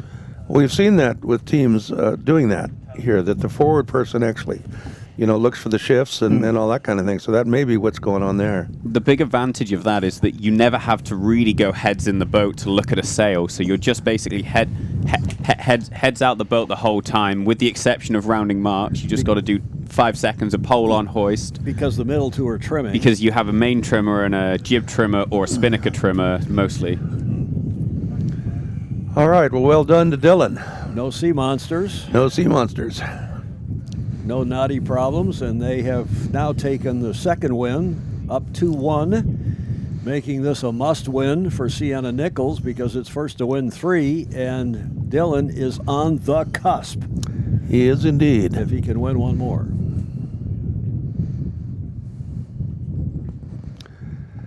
Well, if Dylan does win this, he'd be the third time a Newport Harbor Yacht Club sailor has won. Morgan Pinckney, who will be sailing in the Governor's Cup, has won 2. And Dylan, if he wins the next race, would be the third. So good for Newport Harbor Yacht Club. And Andrew, may I ask you a question? Have we had 2, assuming he wins, which is we're a long way from that. Oh, but yeah. Let's speculate here for a sec. And if he wins, that means we would have 2 Newport Harbor teams because Morgan Pinckney is back in Gov Cup in 4 weeks' time. And then Dylan C. would be in Gov Cup. Have we ever had 2 teams from the Newport Harbor Yacht Club or any club in the Gov Cup at the same time? Well, Royal New Zealand, yes. And I'm probably one of the Australians. But no Americans that I can remember, but I could be wrong. But, kudos to Newport Harbor Yacht Club. What's the rivalry between Balboa Yacht Club? Well, it's a friendly rivalry. I probably know more Newport members than I know Balboa members. Oh, and, come on, really? Yeah, close to it. But You own a boat with a Newport member. I own a boat with a Newport member, but Danny two other Thompson, Balboa members. Danny Thompson, who's a great ex-505 sailor and just a great guy. But Newport's great. We have a very friendly rivalry. We collaborated 2 years ago to host the National Sailing Hall of Fame induction ceremonies. we did a couple of the events at Balboa and then moved over to Newport for the celebratory dinner Saturday night. And it was, they're just wonderful people. It's a great club. And Dylan is just a great kid, in addition to going to Stanford, which is awesome. But he's just a really nice kid and a great sailor. Speaks Mandarin. In fact, I was talking with we got two teams, two skippers of Chinese ethnicity here. The other, of course, from Balboa Yacht Club, Chi Yan, and he not only speaks English, of course, and probably better than I, but also Mandarin and Shanghaiese. I asked him if he spoke Cantonese or Taiwanese, or he said no. I speak Mandarin, and I said, how about Shanghai? He didn't even know that that anybody Guilo like me, a white man, that's a Cantonese for a ghost man, a foreigner would even know about Shanghaiese. But having been there a few times to China, and an up and coming yacht racing nation, by the way. Indeed. We have an umpire here, I should say, also, who's umpiring, who is Chinese. He used to go to UCI, and now I believe he's involved in a business. I'm sorry, I don't know his name. Jerry Xi, I think, or Jerry Zhu. Forgive me, I don't know his last name. But he is also Chinese, from Qingdao, which is where the Olympic yacht racing was held in 2004. 2008. Was it 8? Where were the Olympics in 4? Athens. In Athens. Thank you, Matthew. There is a foxtrot signal on the race committee boat as we look at the three commentators here on the commentating couch in the back end of the yacht. Adios. Matthew, 7 minutes to what? 7 minutes till the first start. So the only start here is going to be the final. So between C and Nichols. C will be the C will be the blue boat, and Nichols will be the yellow boat this time. And this is a must-win race for Nichols. So if C wins this race, he wins the championship. If Nichols wins this, it goes to a winner-takes-it-all 5th match. I wouldn't be at all surprised if it goes to 5. But right now, Dylan C., Matthew, what's he thinking? I don't know. I'm not on his boat. So I'd imagine he's just going, we've got 2 races. One of them we need to make a good decision in. We need to win one start, sail one good beat, sail one good run, another good beat, and then another good run. That's all you got to do. Do you think that makes you, for this race, do you think that makes you more aggressive at the start or less?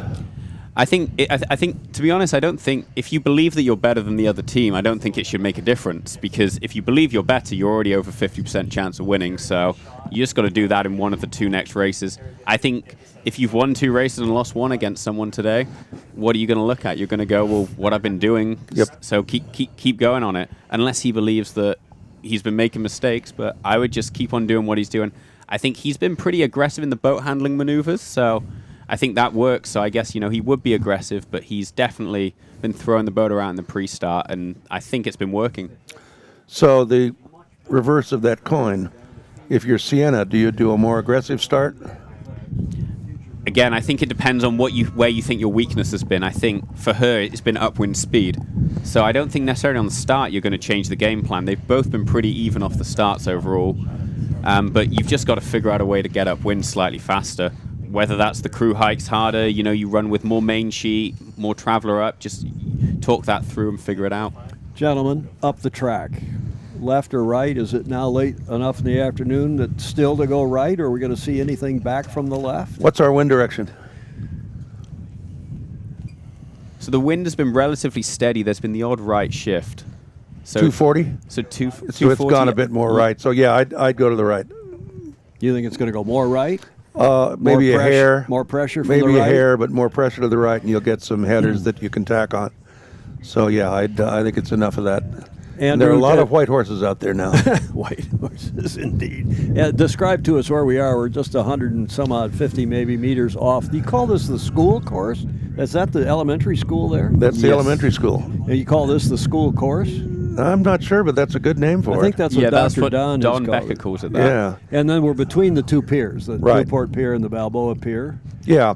We generally like it. It is fascinating, but the breeze when you're in a sou'wester, there's less breeze in Laguna Beach, which is southeast of us, than there is here, and there's more breeze in Long Beach.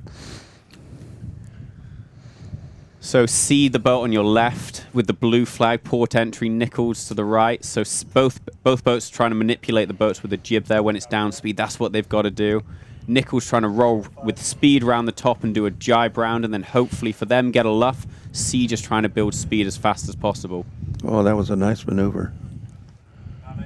Nice maneuver. However, C has just built enough speed, I think, there that he's able to give some dirt and he'll be able to reach off and get a jibe in. Yeah, probably, but I'll tell you what, that was the best you can do in trying to get control there.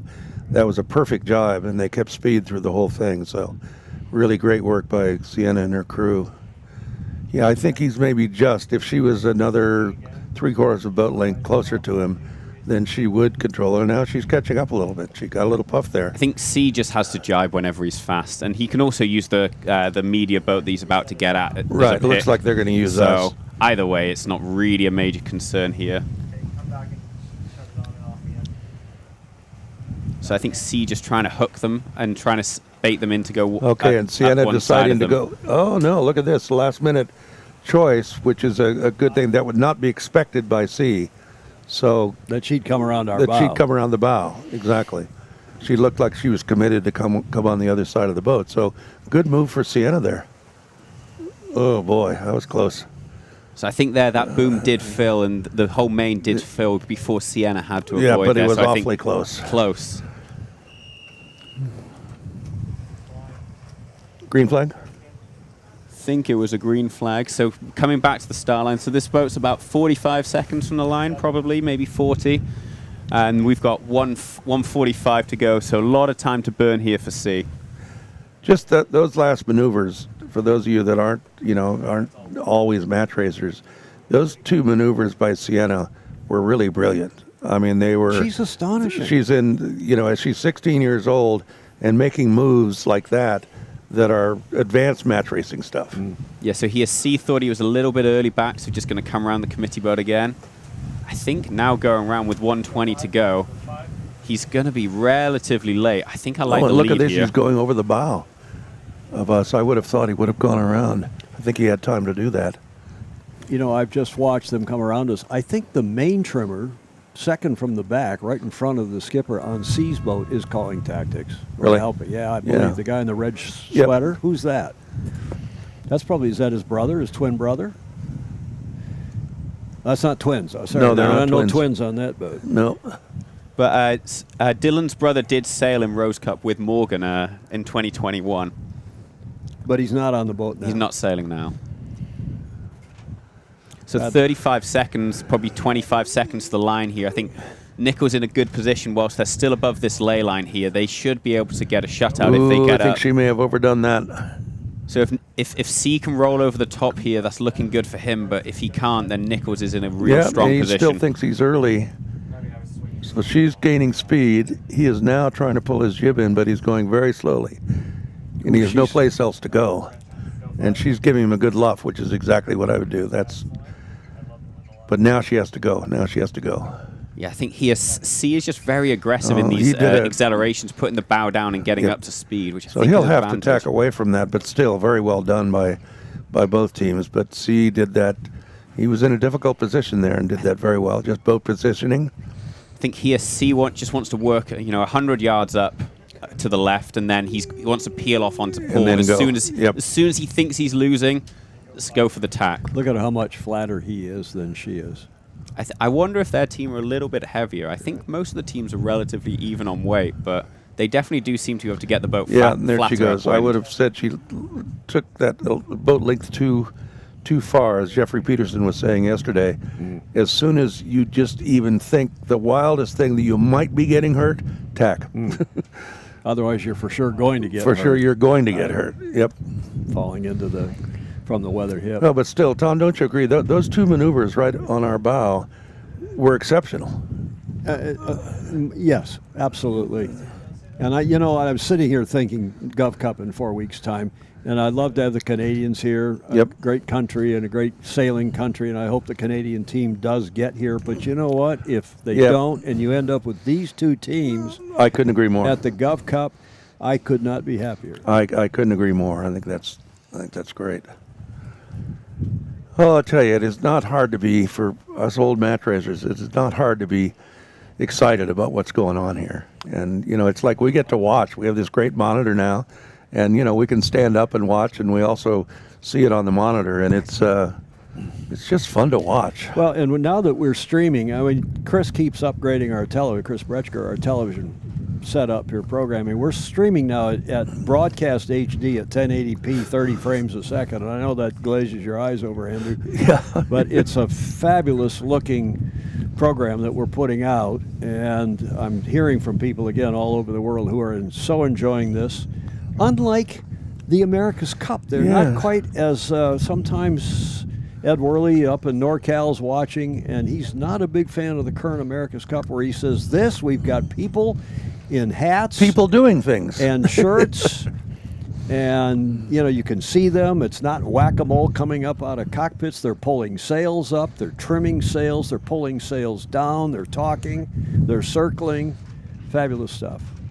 Okay, enough great stuff about Well, this. I was going to say, Tom, when you said that, criticizing the America's Cup, the great line of Tom Blackall to Dennis Conner in one of the press conferences for the '83 Cup said, "Oh, Dennis, I wouldn't have said that." Yeah.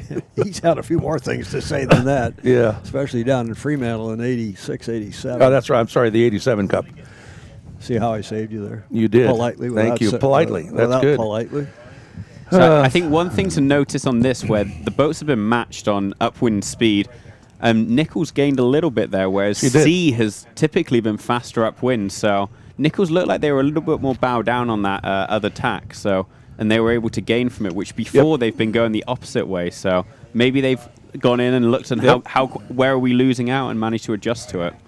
I think one thing in this now chop, and I'd be interested in what you both think. You see how relatively separated Sienna's team are. The weight is not concentrated quite as closely as C's team is, which I would think in the SEAS Cs it would be better to have the weight right in the middle of the boat, right cramped together. One would think. One would think.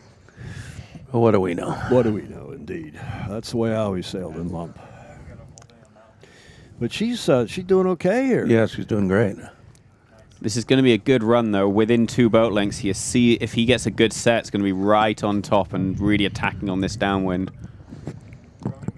Well, perfect ley line.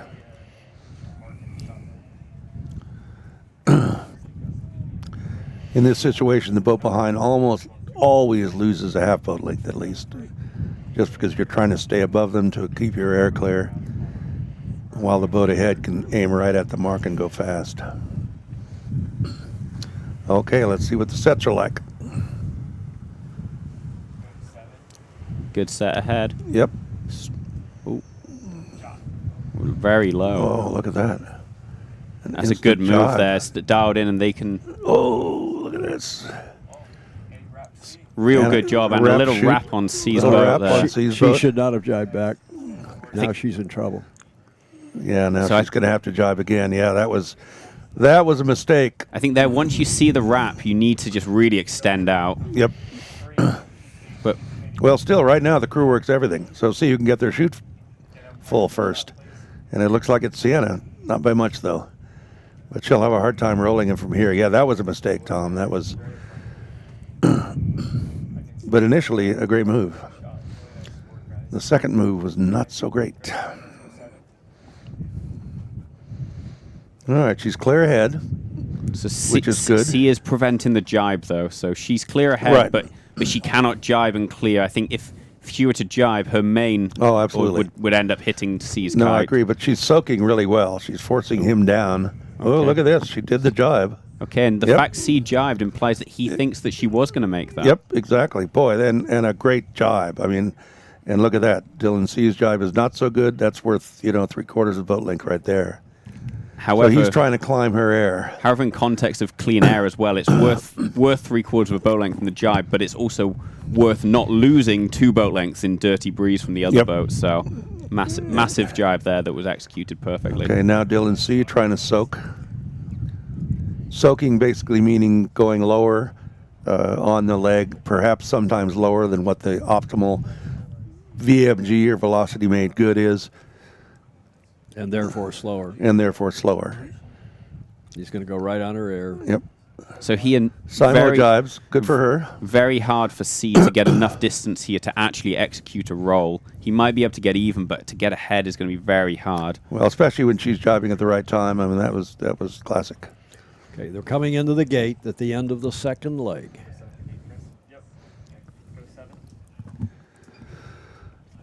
So one thing about the gate, when you're very close downwind, the 2 boats, does, give at least an opportunity for the trailing boat to separate and not have to go upwind for the first part in the dirty air of the other boat.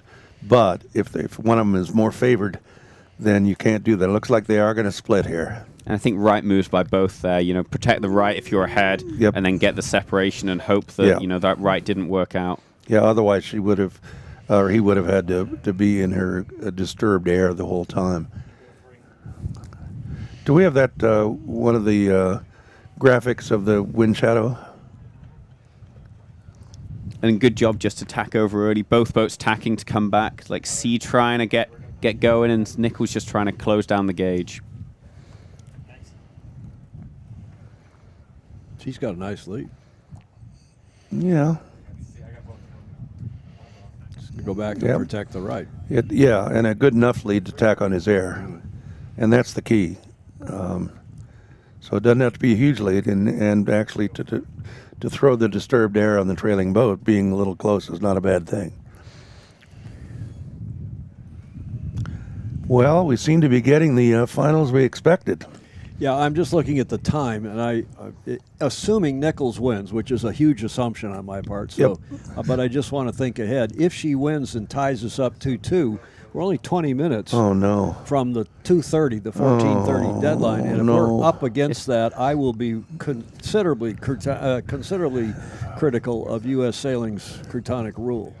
Especially because, as we've discussed, Tom, the flights, you either fly out at 2 or 3 in the afternoon, or you fly out at 11. In a red eye. In a red eye.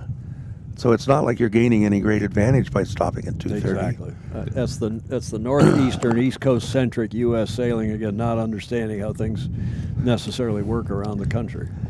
Tom and Chris Bretschker, I think with some of these comments, Tom, I think we'll be relieved of having to do this ever again for a Rose Cup. Good. No, this is fabulous. I'm enjoying every minute. Well, actually, probably nobody at U.S. Sailing is watching anyway. So. Well, I think they probably are, and they will watch it in replay as thousands. Or we had over 6,000 views last night. That's pretty exciting. By this morning of yesterday's 6 hours, almost 6 hours on the air. 6,000 views, pretty good, Chris Bretschker. Huh? Okay, big split here. Yeah, looks like Nichols has got a right-hand shift right on that right-hand side. Yeah. However, looks a little bit down pressure, so kind of it depends. Are they able to get the bow down and get going, or are they just slightly too underpowered? Looks like they're getting it going and able to really extend in, maybe 3 lengths ahead to the top. She's still leading, maybe gained. Yeah, I'm just not a fan of that big a split when you're ahead. But you see there, just these waves building up. She just had a few waves there, ate a few of them, and maybe lost a boat length of hull speed. Boy, that's that was dangerous.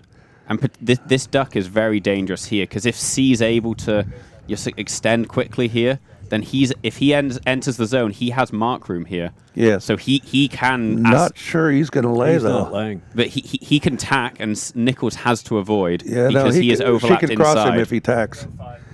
This could be the race right here. She's going to lay, and if she lays and he doesn't, that's the race. I'm not sure Nichols is laying here. I'm not sure she's laying either. Nope, she's not. So there, anytime you let a boat cross behind you within a boat length, you've got to assume you're behind. You were right. We've just had a lead change. I think Nichols had to do the defensive lee bow there, like she'd been doing on all the other ones. Yep. And C's going to take his time, make sure his bowman can get set, get a good hoist, and hopefully get, for his point of view, get from half a boat length to a boat length and a half clear. But boy, this is quite a race. So another lead change. So C leading away, less than half a bow length in it. Great sets by both. This is all on how the crew work goes through these jibes and how the crew work extends through this. And positioning is only so much of it. Love to have a heart monitor on everybody right now, Tom. Yeah. So Nichols here positioning slightly low, so she's not going to try and attack on this jibe, and as soon as C goes for a jibe, she's going to simo jibe on top, and hopefully, from her point of view, throw disturbed air down onto C's kite. And C is hoping for the exact opposite, that he's able to do a hot jibe, surfing on this wave, and be able to extend away and get through and get clear breeze. If C's kite starts collapsing out of this jibe, advantage Nichols. If it doesn't, advantage C. Well said. She's heated back up. She's yeah, she was starting to slow down there. Yeah, you saw she just lost from being half a boat length astern to maybe a boat length and a half now. So that's what I was saying earlier about VMGs. By sailing higher, you go a little faster. By sailing lower, you sail less distance. But what the ideal VMG is a perfect meld between those two. And now she's admitting by that move that I'm behind and I need to do something different. See, I like this from Nichols here because she's going to be able to jibe back soon, and then C's going to have to jibe and come, and she's going to be able to choose when she jibes on C here. So she can do 2 jibes here and place on top of C here. Not a great jibe there from C. No. This is the 4th and final leg. They're going into the finish. The 2 orange gate marks mean nothing. They're going to the committee boat, and the yellow mark to the downwind right of the committee boat.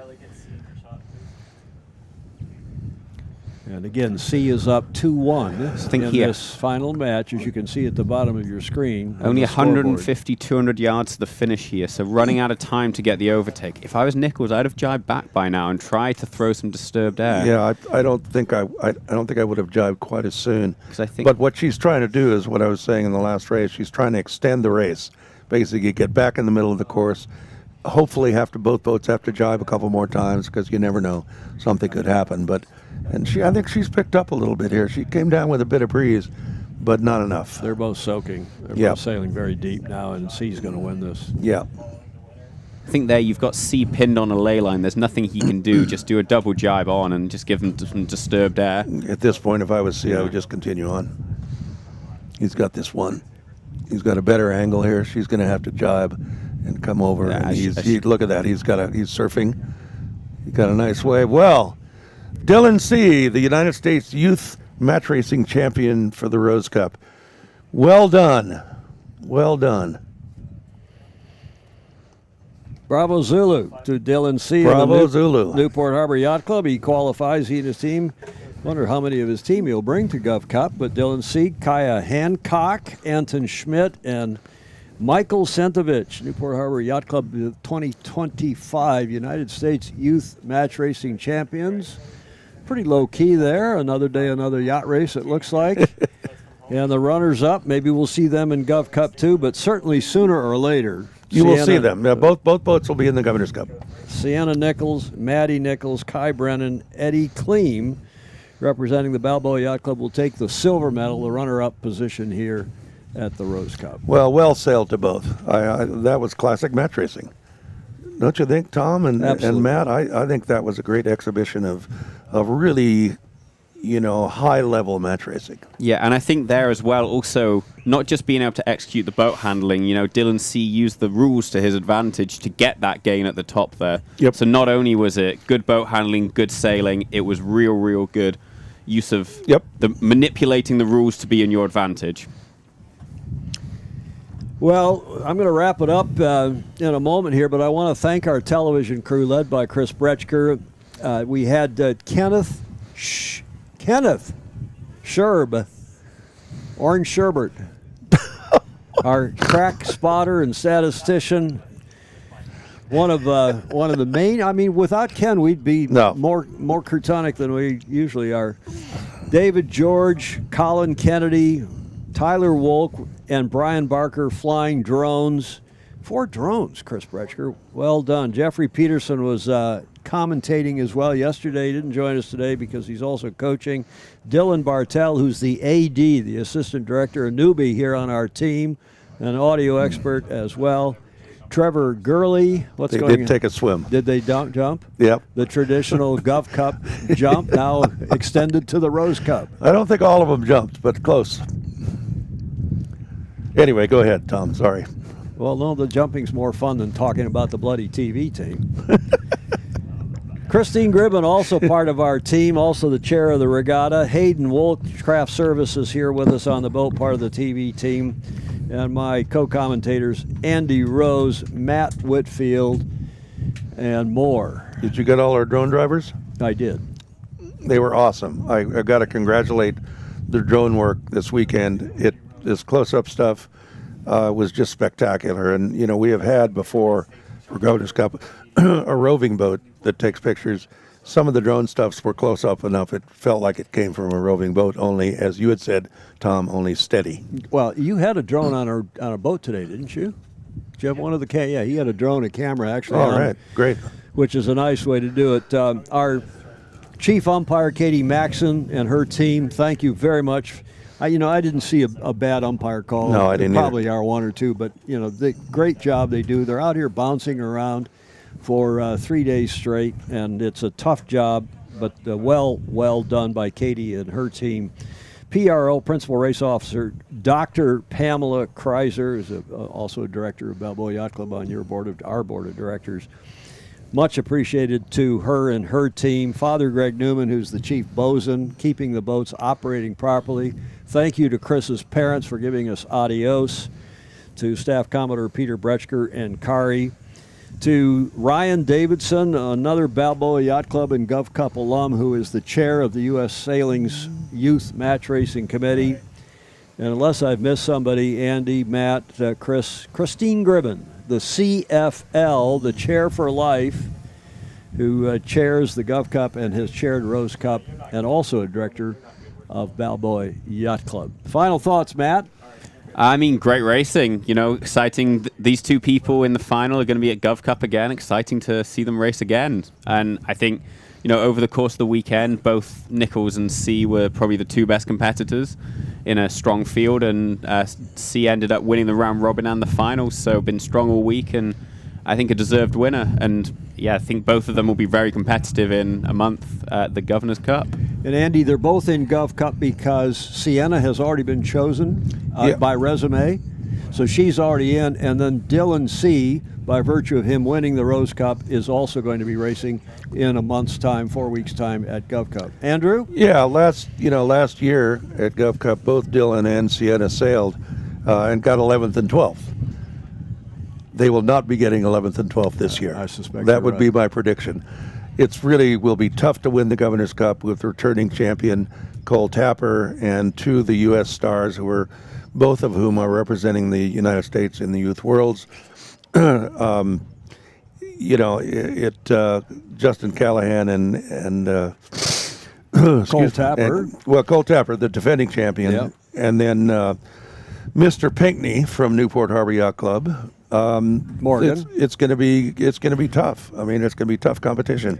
So I guarantee they won't be at the bottom of the fleet. Commodores, ladies and gentlemen, thank you very much for joining us here at the 2025 Youth Match Racing National Championship. And to everybody involved, we hope to see you and everybody watching. See you in 4 weeks' time for the Gov Cup when Gov Cup TV takes to the air again. In the meantime, so long from Newport Beach, California.